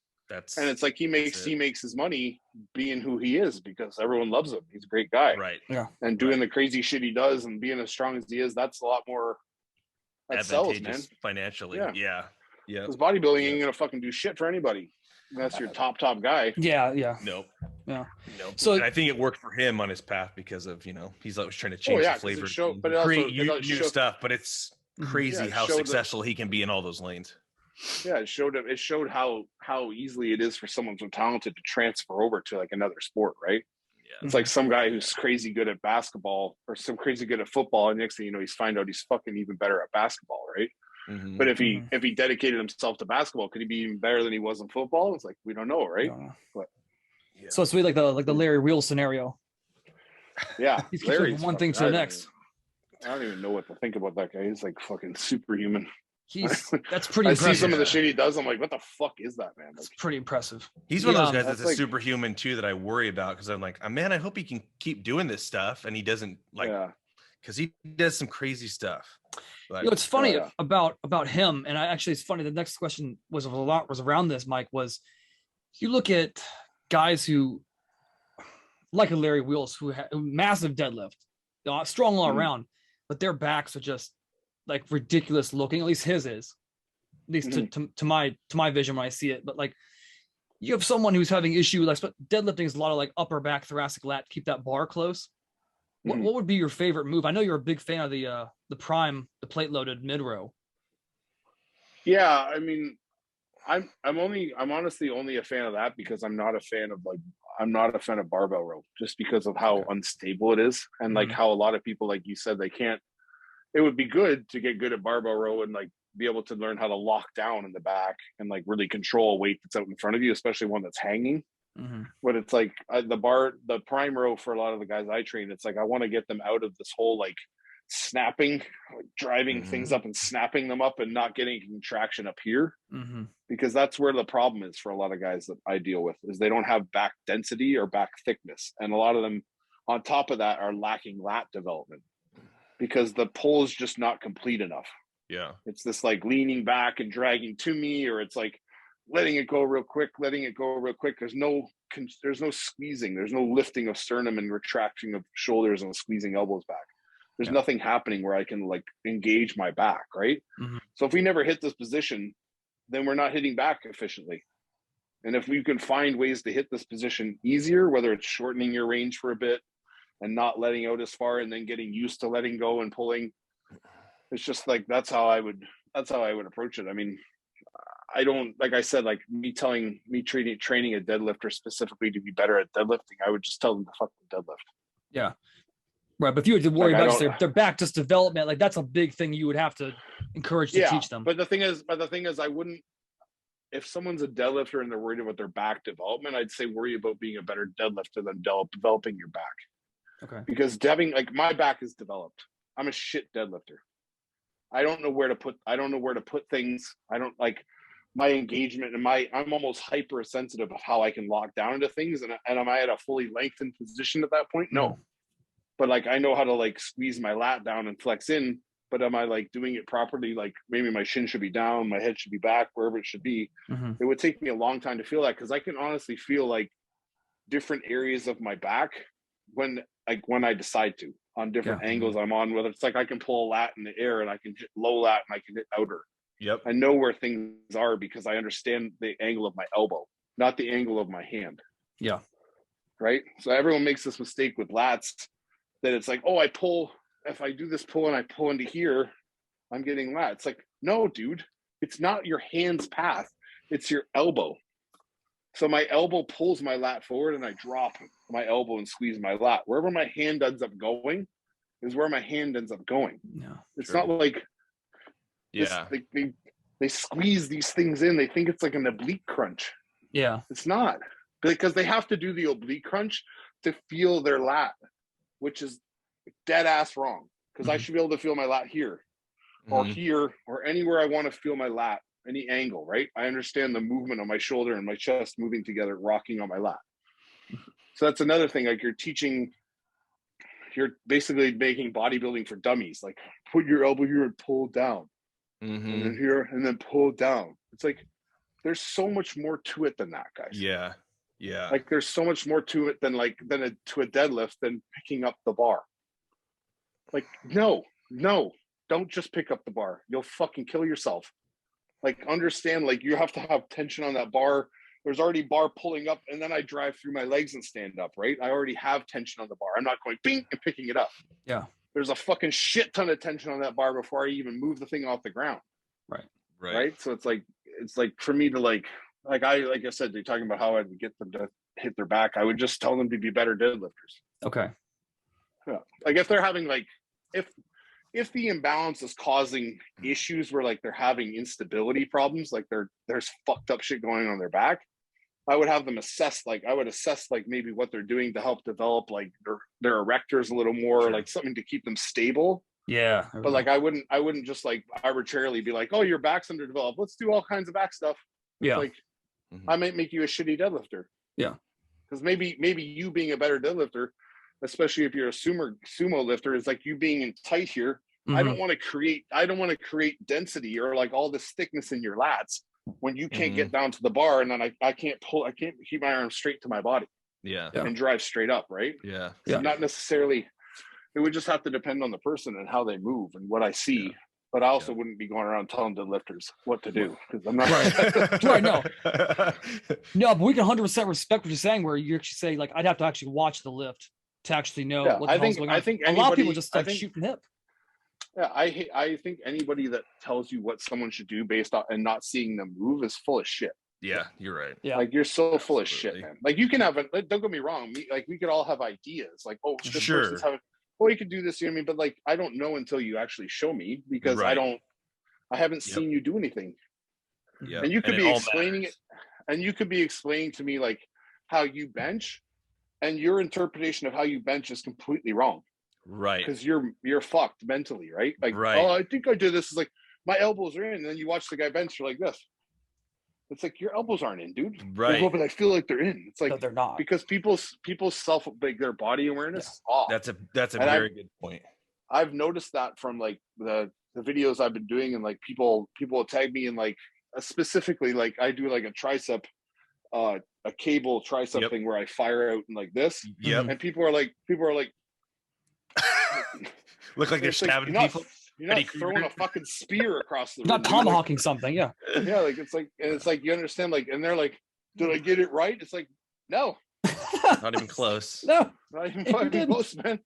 Like, slow the fuck down. Like, you don't understand, because they don't understand like where I'm putting my weight. My weight's on my elbow. Yeah. And my weight's forward. So the weight back here is nothing. Because I'm counterbalanced forward. I'm not here going and flicking out. I'm able to extend because my weight is already forward. Yeah. Well, even little shifts where you're standing relative to that cable. I've tried to teach people stuff like, no, it matters. Like, it matters where that cable's aligned with your joint. Like, all those little details don't matter. If the cable lines up here and your hand is in the line with that cable coming out, why am I over here and throwing like this? It's like you're fucking up the line of the path of movement, right? Like, you want it to come straight out from the fucking line. So you see these guys, they stand there and they're like, right. It's like, man, move your fucking hand over here and shoot out from the straight line. Like, well, it's interesting. Body awareness. Yeah. It's body awareness, and what you're talking about, especially with your lat, the way you teach lats, where you're rolling on it and you're moving. I've always told people that whenever you do anything in a weight room, you're training an organism. You're not training a machine. So you have to have some sort of fluidity. Like, if I put a little body English into a barbell row, which I don't do that heavy, it feels infinitely better than if I stay strict. Well, obviously. Yeah. Look, everything in life requires a fucking sequence of movement. Mm-hmm. And then you're told in this sport, don't move. Yeah. Every athletic maneuver you do is a sequence of movements. I don't care if you're a ping pong player or a fucking golfer. Golf, especially. Yeah. The most boring sport in the world is the most complex fucking thing ever, a golf swing. It's so complex, man, a golf swing. Like from distribution of weight or shifting weight from the front foot to the back foot, whatever it might be. And I learned that a lot because I was boxing for a long time, not like at a competitive level. I got into boxing and I loved it because I started like seeing like how finite and how intricate that sport is. It's just not punching people, man. There's so much that goes into that fucking sport, and like it's such a fucking fine art. Like it's like a fucking like a fluid dance that never stops. It's just like constantly moving back and forth, and like it's just wild, man. Like even like to pull back from a punch, and like all I did was pull back and lean on my back foot, and I'm out of range. Like these little shifts and these little dips, like, and I'm out of range. It's like the weirdest shit, right? It's the same with bodybuilding. It's like if my hand's here, well, what do I come here? And all of a sudden I feel better because I'm able to extend more in my shoulders and is locked down. As where I'm here, I feel like the natural movement of my arm squeeze around for like certain individuals, right? So it's like you play with these little hand placements or like angles or like the way where your chin is or where your eyes are, because where your eyes go, your body goes, right? So it's like if I'm looking up all the time and I'm squatting, I'm doing this. If I'm looking dead straight ahead at my own eyes in the mirror and I'm trying to look level and keep my chin down, and like it's the most foreign thing to tell someone to keep their head down but their eyes up. Have you ever tried to do that with people? Oh, head down, eyes up. They think you're messing with them at first, especially if they spend all years doing this. Yeah, it's like they're like, put your head down, and you're like, put your eyes up. They're like, yep, they can't do it. You can't just do that. It's like patting your head and rubbing your tummy for people. You get people to understand these like little nuances of like just even like where their eyes are or where their hand is, and like I say on a lot of back stuff, it's like when I go to pull a back movement, I don't just keep my hands stagnant in this position and pull like it's just some locked on lobster claw. Like I'm literally like moving through a pull. So even if I'm pulling here, I'm torquing through the pull and driving up. I'm torquing my hand through and rolling my palm up to create more compression on my palm and more connection to the bar. I'm not just pulling this fucking weight down, right? A lot of my back movements, the handle position will be that, especially if it's above head and like supinated. It's bent like that. It's not here. I very rarely pull like that. It's all here. So that I'm rolling, I'm able to drive shoulder down and chest up through, right? Sure. And is that with or without straps? Without. Without, okay. Yeah. So even if it's like overhand here, if I'm grabbing here, when I go to pull, I might be relaxed here and I might roll under. So I'm up under things. So I'm able to drive my chest up and drive shoulders down at the same time, as opposed to just, you know what I mean? So it's like those little tweaks and those little turns, like even if you're pulling straight, like I'm gonna push my palm. If my hand was open, I'd be doing that, pushing my palm and grabbing this weight to me, right? So I'm able to flex around things. I'm not just pulling things and hoping I flex on the back end. I think that's something you get. I'm molding from the start, right? Yeah, you get that really good across in a lot of your videos where it's just what you're saying. These movements are, even though they're isolation movements, it is this fluid, everything that's connected in the movements from your wrist to your fingers, all that stuff. It should be fluid. It should be one thing. It's not like you get rigid and all this stuff and it can kind of detract from it. You know what the weirdest analogy and it came to me, like, I don't know if you guys have ever seen the movie Avatar. Yeah. Where they connect to the other, the tether, like they connect to the flying thing, and they the beast. Yeah. So they connect to the thing and they become it, right? Yeah. Like their mind is synced with that thing. Yep. It's like that's what you're doing with weights. So I'm trying to move, I'm trying to flex things, I'm trying to create that connection to this so that I can use this to manipulate through. Like I tell people all the time, it's like, don't think that you're pressing these two metal pieces away from you or this one metal bar away from you. Think that I'm squeezing through and I'm flexing. Yes. I'm trying to physically flex my own muscle with this bar that just happens to be in my hand. Right. It's like, I'm not trying to do a dumbbell curl and just pull this bar. I'm trying to flex my bicep with this bar in my hand. And I'm trying to let that weight pull me back out so I can stretch and relax it. And then I can get more stretch and lengthening than I could get on my own. Okay. Yes. So I'm using that as a counterbalance. I'm letting it pull me to a longer range and I'm sliding back in, right? Mm-hmm. So changing the verbiage, the verbiage like makes a big difference with guys and gals you work with then. Yeah. I mean, I use people like Muscle Doc tells me I use like when I trained him was like the cues you use are like that. I've never heard people use them before, like rolling and tucking and all like different things. I don't even know what the fuck I say. If it registers, it registers. Me, right? Yeah. But it's just like when I think of like doing a row, I'm rolling up through something. I'm not like arching. I'm literally emanating forward and up through, and then rolling up through things. So I feel like I'm moving almost through something as I pull it. Right. I'm not trying to pull it to me. Yeah. Which is a lot of problems people have on back is they're trying to pull the weight to them. They're not trying to pull themselves to the weight, which is like what you need to be doing, thinking in your mind anyway. You're obviously not trying to, like, even when I'm doing a pull down, I'm not trying to like pull the bar to me. I'm trying to lift myself up with the bar. I'm emulating a pull up with a bar that I now that has weight on it now. So I just pull it down to me, but I'm literally trying to pull myself up. To engage my back, I have to pull up. I can't pull to me, or it's just no connection, right? Right. So that's why just a lot of shit like that, like little tips that like hopefully when I say them to people, it like clicks to them, but some people it does, some people it doesn't. Okay. Well, hey, like Mike, we've had you on for over an hour, picking your brain, learning a lot. I have 2 quick questions I have to ask. Dustin, do you have anything that you want to ask before we Mike's got to eat. This man's got to feed that frame. So I got one. You want me to go first? Sure. Yeah. Maybe so my question is, especially with a lot of the stuff that you've already kind of mentioned, this touching on controlling eccentrics a little bit, getting comfortable in a hole, like maybe an isometric component.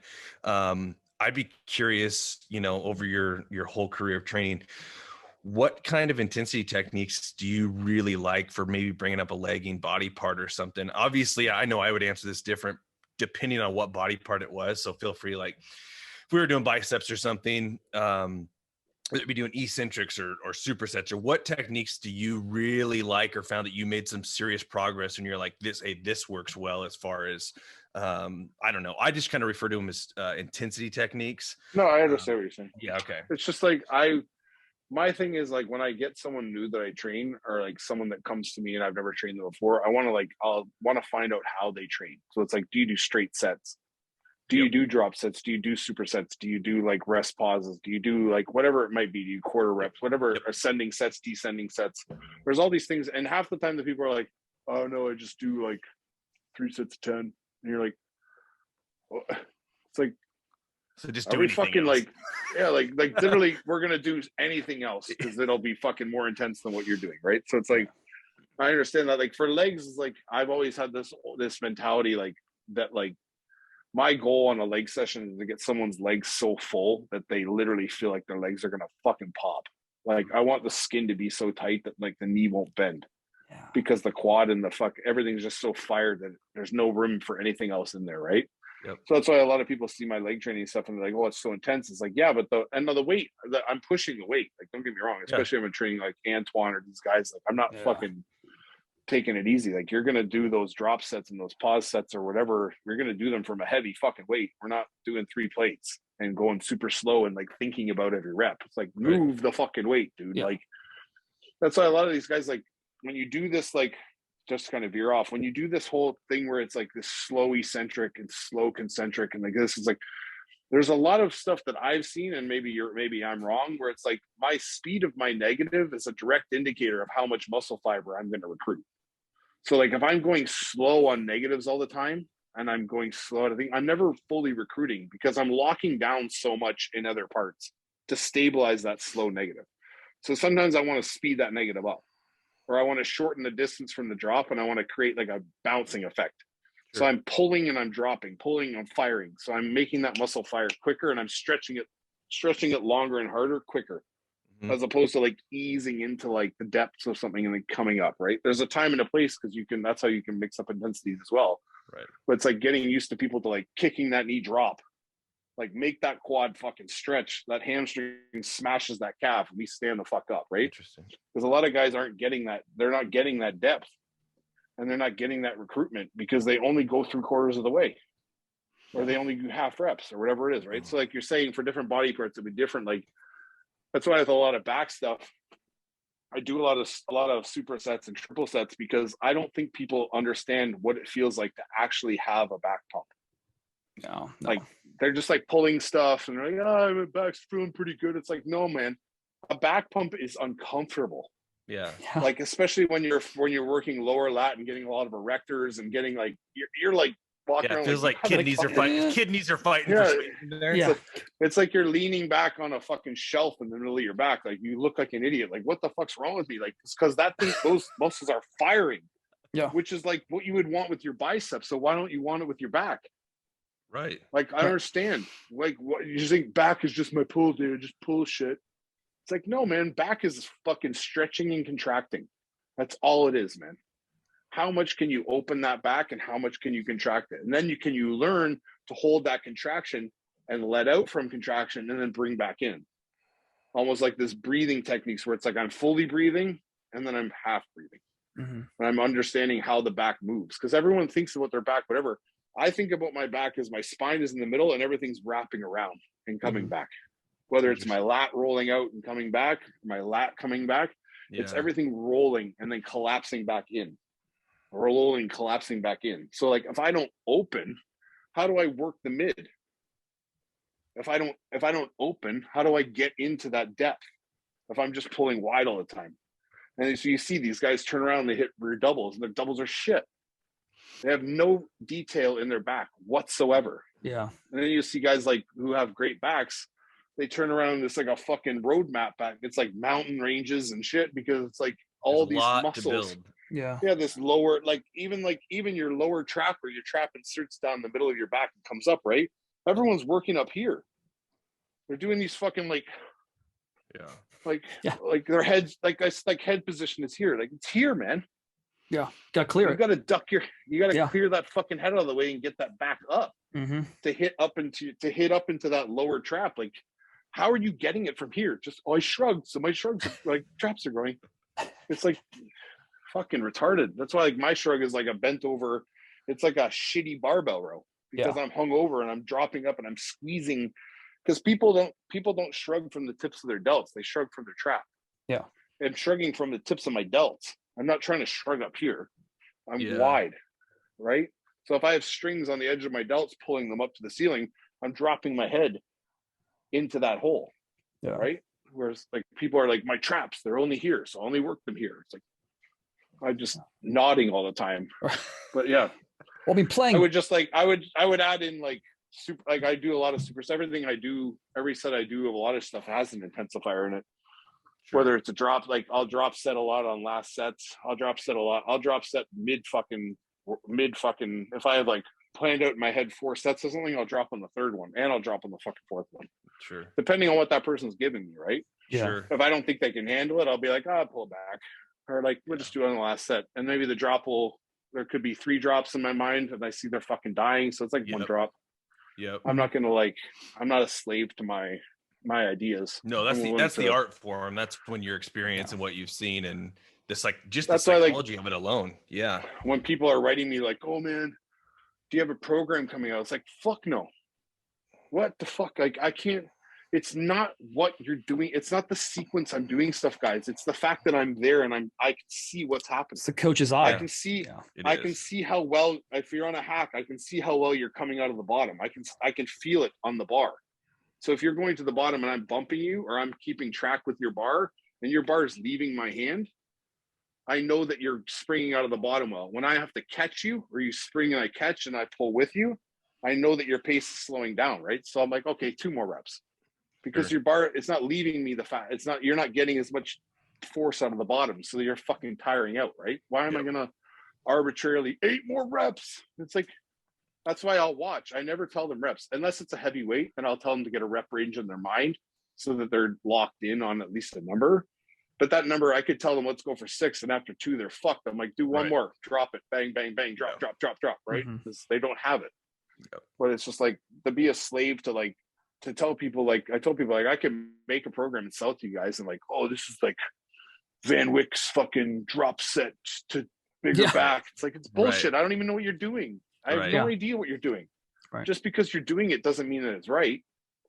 If I tell you to do dumbbell rows, drop, run over, do barbell rows, and pull, like, it's nothing to do with that, man. Yeah. Well, it's clear, it's like, just based on your content, it's about the quality, not really the other stuff. No. Yeah. The idea is to make every rep so good that like every rep counts. I don't want to waste reps. So if the reps are so great, we got 4 of them, perfect. Better than 10 shit ones. Right. Better than 10 ones you just yanking on that fucking thing and God knows what you're doing. I get 4 fucking solid ones that you felt every fucking inch of the movement. You're like, oh fuck, like Jesus. Because you're getting far more out of that than just arbitrarily doing 12 reps. Right. Especially with the road mileage, you're not putting on your joints and your body, your tendons and ligaments by doing those crappy reps. Oh, it's like a lot of, it's so funny how you have to break people these preconceived notions like we've been talking about this whole time. It's like when I started training Quinton, I don't know if you guys know who Quinton is. He's going to be, hey, swear to God that I'll be Mr. O one day, 100%. But like Quinton came to me and he asked me to like work with him on legs, and he was doing legs with me and Regan and Antoine for a while. And Quinton's feet are like this. Like they're literally turned out like that, him standing still like this. And he's got some of the biggest quads you've ever the biggest legs, biggest calves, biggest hamstrings you've ever fucking seen, this guy. The biggest legs you've ever fucking seen. And everyone's telling me, oh, you know, you gotta fix he's gotta stand like this. You gotta force him in. I'm like, motherfucker, why would I have him put his feet like this when he's like this and those legs look like that? It's not broke. That's how he's built. Yeah. So so people were forcing him into these positions and his fucking knees were killing him. Or he's like, oh my God, like this fucking feels terrible. I can't get depth. And I'm like, bro, keep your fucking feet where they are. Yeah. Let's just work on relaxing to the depth more. Let's just let those knees loosen up and let you just drop. Yeah. And he's just like, no knee pain. His legs blowing up, like fucking can't even handle the pump. Yeah. It's like, and he's like, that's what I'm saying. Like we were talking before about how people that don't see people move, tell them what to do. If someone didn't see him and heard about his feet like that, oh man, got to get your feet like this. Got to get him in. It's like, watch the guy lift. No. And you'll see there's nothing wrong with him. That's how he's structurally built, man. Don't change it. That is a really good piece of advice. I mean, that guy's like the old, I think it was the Jerry Rice story where they got him stretching and he ran slower. It's like, don't mess with Lamborghinis. If they already look like a Lamborghini, there's probably a reason. If anything, look at why they look like that. If it's not just genetics and it's something else is going on. I have this argument with everyone who ever is like had therapy on me that like I'm like, I don't want to be this pliable Gumby fucking like you know those like fucking with wind things outside of stores. Like they think everyone's supposed to be like this pliable like flowing thing. Like some shit on me is tight. And some shit on me should be tight because I fucking lift some fucking weights I shouldn't be lifting. Yeah. So these things are anchored down or fucking set into like this prime position, ready to fucking move because I've done that my whole life. And it's the same thing you see with athletes. The guys like, oh, his hamstrings are so tight. Well, dude just ran a 4.2. Like, who gives a fuck? Yeah. Yep. Like his hamstrings are tight because that motherfucker's wound for speed. Yep. He's like a fucking coiled elastic ready to fucking burst, right? So it's like you guys like you just got to be if you like and like because I've had like people work on me in the past especially and they're like, oh man, this is look at your adductors so I was like, what am I supposed to be fucking like Play-Doh? Yeah. Like you do athletic movements, you're going to develop muscles that are like over engaged or under engaged like based on what you're doing, right? Right. And it's like they just want you to like be this like dead noodle at the end of the session, like, oh, you're Jello now. I'd rather be wound up a bit than fucking relax as fuck. Like have you guys ever tried to train someone who does yoga or like a lot of stretching? I have. And how difficult it's a nightmare. it is? Yes. It's a nightmare. They can't engage. Can't hold a position. Right. They don't know tension. No. Right. They have no concept of it. They know this and this. Mm-hmm. They don't know anything in here. Right. You can't work in here. It's either I'm up or I'm down. And it's like, that's the same way with like these people. Like, I don't want to be this guy. Just like, oh, I'm fine. I want to be like elastic in everything I do. I want to be pliable. If I'm a little tight in certain ranges, it's okay because I'm pliable in others, right? Like, I don't want to be this fucking wispy fucking thing in the wind, right? Like, it's like every time you go see these people, oh, this is so bad. This is so bad. What the fuck, man? Motherfucker. So what is, if you knew then what you knew now, like before you got on with, like before you became a pro, like if you knew now what you, like implied then, what would you change in your training? I would have wished that I met my buddy Darren, who I used to train with, who passed away. I would have wished that I met him earlier.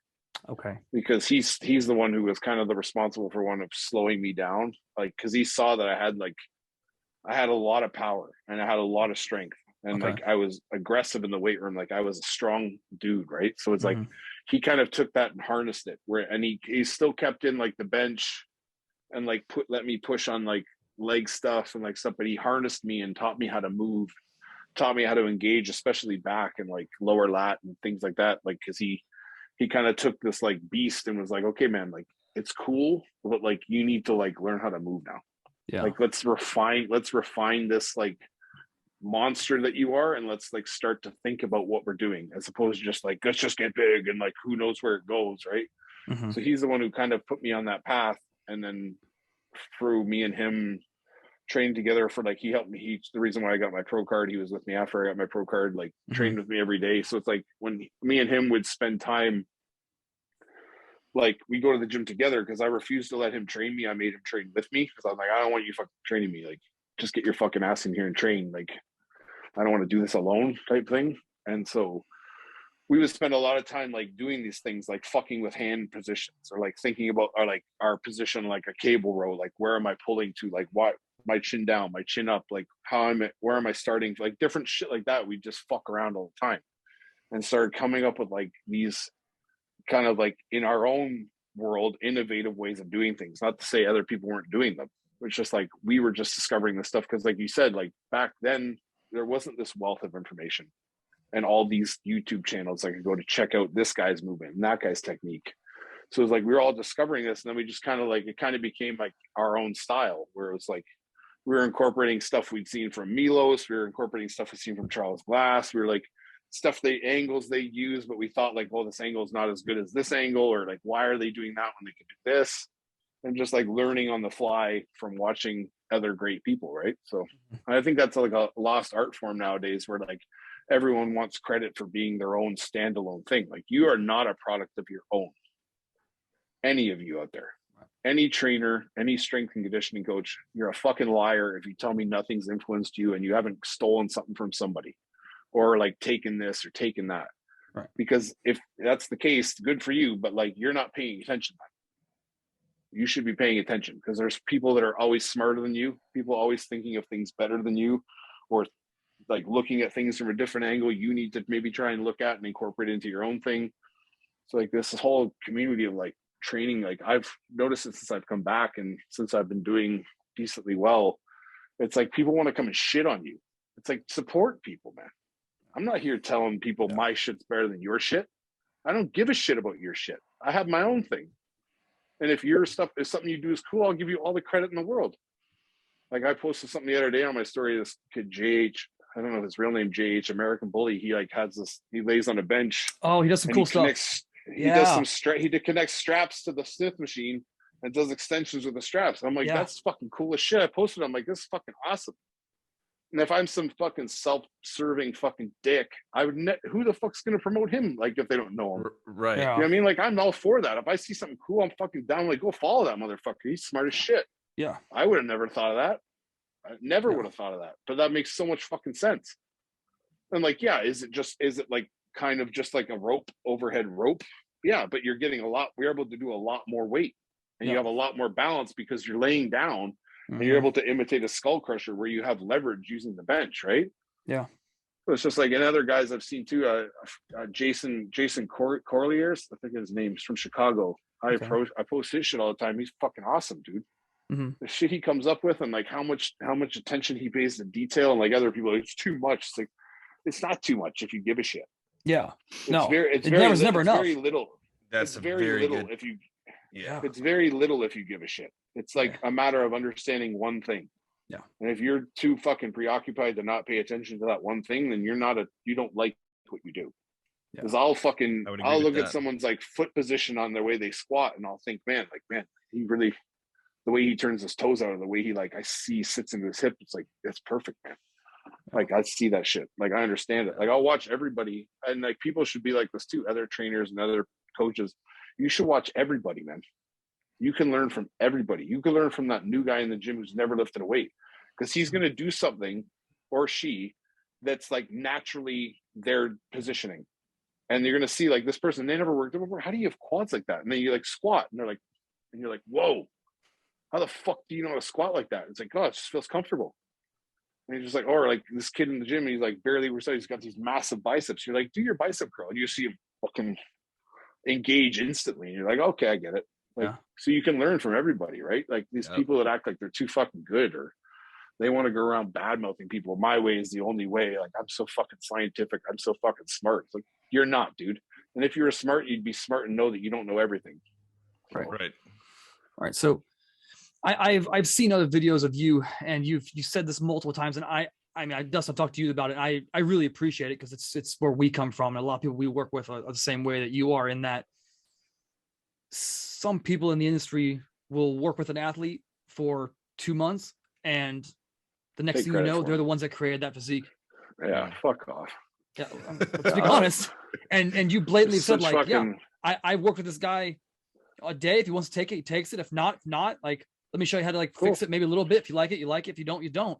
And I really appreciate that, because a lot of people won't include that. They'll just cut the video off and then take credit for it the next show. Yeah, that's the thing, is like I know what I know, and I've been doing what I do for like over a decade. I've been training. I train myself, I guess. I'm not changing. I'm not revamping what I do. I like what I do, and it works for me. And if something I do helps you, not that like, oh, you should train like me. Like, no, if maybe I gave you a hand cue, or like where to push from, or like I noticed when I put my head back, because he told me to keep my head back, I felt more, right? That's a win. Yeah. That's 100% a win. You don't need to do everything like I do. You shouldn't. Why the fuck should you? You're your own person. You move the way you move. I move the way I move, right? But like, there's stuff that has crossover effect. And that's the sign of a good trainer, is that when you go in the gym, you see people moving like you move.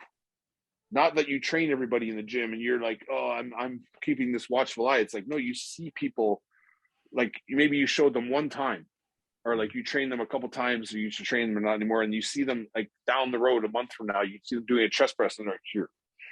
And they're moving how you taught them. That's the big difference. That's the sign of a good trainer, is someone that retains what you taught them and is using it and growing from it. Yeah. It's not someone that comes to you all the time and wants to learn how to work out every fucking day. These guys that are teaching people to train every day, first of all, what's wrong with you that you can't learn how to fucking work out, that you need someone to teach you every day? Like, yes, you can come there for refreshers, like, you know, try me with this, like, but I see people like all the time, like they're learning how to train every day, and they've been working out for over 20 years. Like, what the fuck are you doing? What have you been doing this whole time? Yeah. You haven't developed your own style. You haven't found what works for you and what doesn't. So what the fuck have you been doing in here? Yeah. Just moving weight around, hoping something happens? Because every fucking rep of every set that I do, I'm trying to find the feeling that I know I can find. And if I find it, sometimes it takes me a few reps. Sometimes it takes me adjusting, because I got to like, something's off that day. Maybe my shoulder's sore, or like something's going on with my back, or like whatever. I'm just not in the right position. Last week, it was like my hips were back too far. Now I'm a little more upright. I feel it better. But I'm thinking all this stuff while I'm training. I don't know what these people are thinking when they're training. Like, I'm analyzing everything I do from the moment I start lifting to the moment I'm done. From my energy levels to like how I'm pulling, to like how different things feel, to the type of pump I'm getting. Like, I'm assessing things as I go. Yeah. I'm into the workout. I'm thinking about what I'm doing. Like, and if you're not doing that, what are you doing in there? Yeah. I think like, I don't understand. Was you probably don't enjoy what you're doing. I don't know how you can. If you spend that much time and you're not gathering information from it, that's. Or if you just blindly need to be told, you just blindly like, I don't know how to do my back. Show me back. How many times did you train back? Probably 600. What do you mean you don't know how to? What were you doing those other times? The fuck were you doing? Just pulling and hoping it worked? Like, I was just pressing, and I was like, man, this chest isn't coming. Like, I just gotta keep pressing. Like, it's like, dude, fuck, man. Like, I wouldn't, like, it's like you wouldn't go and play golf and not hit the ball every time you go and keep going back. Right? Like if I never got the ball off the tee, I'd just be like, fuck this, I'm out of here. I don't want to do this anymore. Right. But right. So it's different when you're hitting the ball off the tee. Maybe you're slicing it all the time. You need someone to help you with your technique. And then they help you, and then you take that and you run with it. Yeah. You don't keep going back week after week because you have the same problem over and over again. Yeah. Like that's insanity. You gotta retain that. Like, like fucking think, man. Like, yeah. Think about what you're doing. It's crazy. So our last question, and Dustin has a newborn pair of twins. That's why he has to just jumped off. So I got a lazy bulldog, a pit bull. Oh, it's good. I got a Dogo Argentino upstairs. I keep hearing her scurry around. I'll take her up pretty soon. But I'm a major gym equipment, like commercial gym equipment connoisseur. And you train in a gym that's 5 hours away from me that I will be going at some point because it just looks Where do you live? Columbus, Ohio. Oh, okay. So I've been at Westside Barbell like 10 years. I just got back. Oh yeah. So I have like a 3,800 square foot facility that's just full. I just collect like Gen 1 knotless, and I have like all the Westside equipment and hammer and all kinds of just fun stuff. And so I got to ask, in that gym or gyms you've been to your entire life, if you had to select a compound leg, a compound chest, a compound back, doesn't have to be in pure muscle and fitness. It can be any gym you've ever been to. What would they be? And it has to be like brand specific. I'll just say for the leg, because I've been a really big fan of it lately, it's the Rogers pendulum squat. The Rogers pendulum. You know what I'm talking about? Okay. Yeah, I do. It's like a squat machine that like you literally step up into it and then you click in. Giant like crossbar. Down. Yeah. And there's like a place to put your hands, right? Right. So I really like that. I really like that because it like the ability to stabilize on the bar in front of you and then sit down is great for like posturally doing a squat, because it's not like I'm never crumbling or I'm not having to like support myself. I'm elongated, right? So I'm creating length and just able to get such like great depth and contraction. I like that machine a lot. I also like Panada. Any Panada machine I love. Dustin, you like Panada? Yeah, I've never been able to use any. Okay, yeah, so that's there's a lot of good stuff. And for back, probably one of my favorite back equipment right now. Favorite back piece is the Panada pull down. So it's like two independent plate loaded handles. It's just like there's either a wider grip, supinated grip, or like a straight.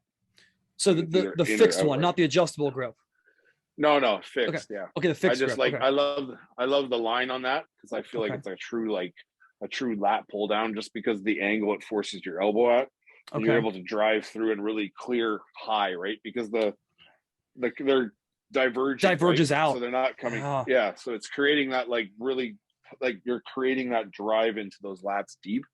Okay. And what was the other one? Chest. Yeah. I really like the flat bench prime row. The like three individual.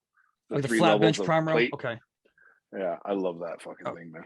That's so not the incline, like just the flat. I fucking hate that incline. I think that's a horrible angle.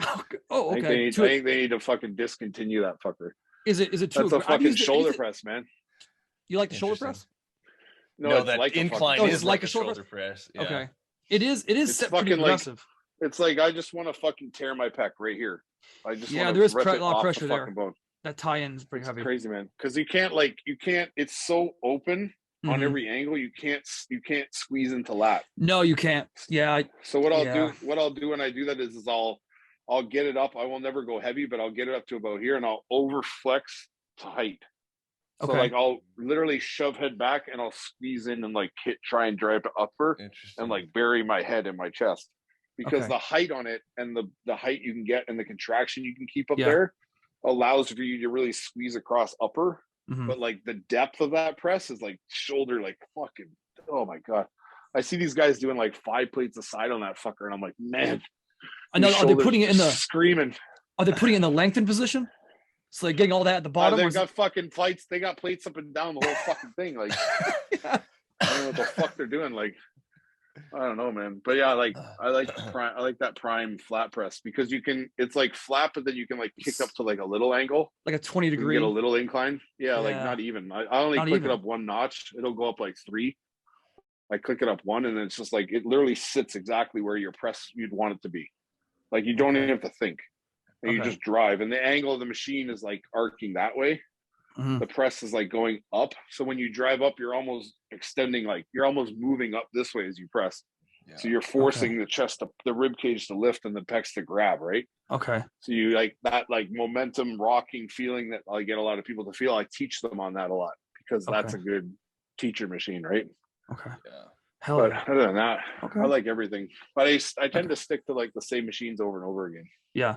Is that so you just know what you just know what your numbers are at that point? You can pursue them? Oh, I don't even fucking pay attention to that. Okay. I just like go for pump and contraction, right? Okay. So whatever's doing it for me that day could be, I'm feeling good that day. I'll fucking, let's see what we can do a little bit. And then other days it's just like, I don't have this. I'm going to fill this thing with blood and see how pumped we can get. And okay. Maybe give it a go on some other machine where I'm a little more warm or whatever it might be. Right. Sure. Yeah. But with guys I train, I'll push. I like to do the prime row. I mean, the prime press, that one. I like to push the weight on that with them. Okay. And then there's I don't know if you guys ever heard of New Tech. It's like a Japanese brand. It's like these two individual swiveling handles, like they come up like L shape, and it's a fly. Yeah. So it's plate loaded behind, and it's like a decline. So it forces you, it allows you to keep your shoulders tucked down, and it almost drives you up through the fly as you come. So you're almost lifting yourself up as you're coming around, right? And it allows for like a crazy stretch to the back. So like, you can keep this forward angle and then drive. Is that almost constructed almost the same way? It looks like the not the old, but the newer Matrix flies with like long handles that go all the way down. Oh, yeah, I haven't seen that one, but this one, like the handles come up and then they jet across and they go up. Oh, and so it's like you can grab. I can grab anywhere up along here. And I just drive through. So this L shape, I can push. It's almost like you're driving. You have leverage because you're pushing down that horizontal bar. That horizontal bar is what you're actually driving on. You're not coming around on the upper ones. That horizontal bar is actually your line. So it's taking the humerus like down across in that natural line. That's crazy. That sounds crazy, delicious. Man. And you can like fuck with your hand placement, right? So you can go real low where the bend of the L is. Yeah. And get real low and come up through, and then you can like slide up a bit, and you can get more upper if you stay up, just because the angle is so fucking good. And the if this is your body and this is the pad, this seat adjusts up and back all the way, so you can sit way back or you can sit way forward and be leaning forward and squeezing, right? Or you can be sitting upright and literally toss. It's crazy, man. So you can feel that upper chest clavicle area in that upper shelf really nice. You can fucking hit it every goddamn thing. You can probably train your hamstrings on that if you want. Well, hey, so do you have any closing remarks you want to say? Do you have anything you want to plug? We'll put all the links down below. No, just trainers that we talked about before that are taking credit for their athletes. Even if you've been training that motherfucker for 5 years, you're not doing shit. That motherfucker is lifting all the weight and doing all the work. You're just a conduit. You're not fucking the reason for it, right? So especially these guys who are training, like I've trained a lot of really talented guys. Every guy I've trained is high caliber. Like I've trained Antoine a lot. I've trained Quinton a lot. I've trained Regan a lot. Like all those guys are fantastic bodybuilders without ever having met me. And they would continue to be if they never met me, right? I'm the lucky one as a trainer to be able to work with such gifted individuals to see if what I do carries weight. So it's like, that's a joy for me. I'm not going to be here being like, oh, I did this for Antoine, and if I hadn't come around, it's like, oh man, they'd all be great whether they met me or not. Yeah. And you should start thinking about it as a trainer that you're the lucky one that gets to train these people and help these people and help them get better. Even if it's just 1%, that's still as a lot, man. So don't get your butt hurt when the motherfucker goes somewhere else and learns something new, because they did it to someone before you. Yeah. And you were the asshole to that prior one, right? So, but it's all this path of learning, and great people are always on a quest to learn more. So for you to stunt that process, you're the asshole. Let them go learn and and if what you show them had value, they'll always come back to you, or they'll always think about what you taught them, and it'll help them get better in the long run. You don't need to be there holding their hand or like parading around like, I'm the trainer, I'm the one. It's like, buddy, like stop. Like I try, like you brought that up and it just drives me fucking crazy because there was an incident of that, like of a guy who just got his pro card. I won't say because I don't want to get involved in their drama. No. But he left his coach like 2 weeks prior to a big show and got on with another guy.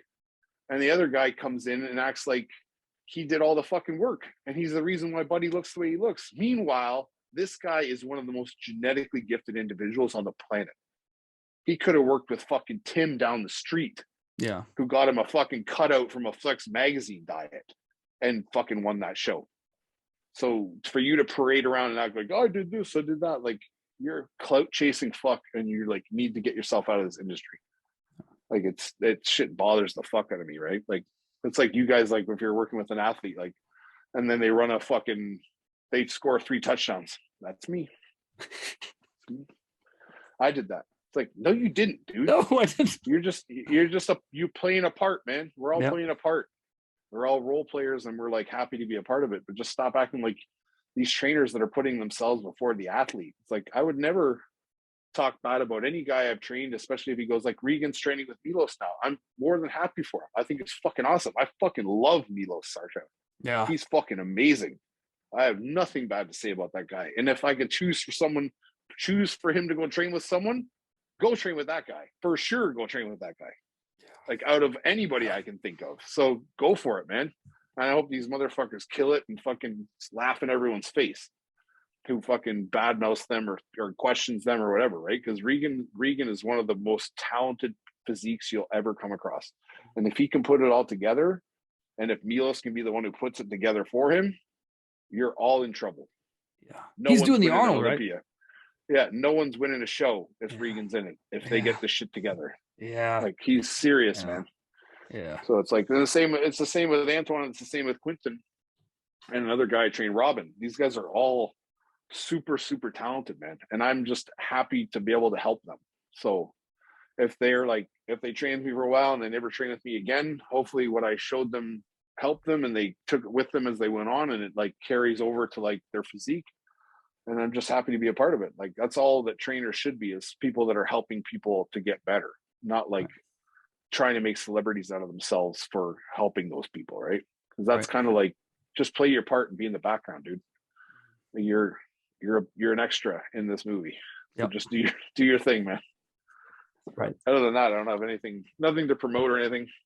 All right. I want to shout out my HD Muscle is my sponsor. I'm a big believer in everything they do, and I'm also Pure Muscle. Like you said, if you can get up there, man, Pure Muscle is my fucking home.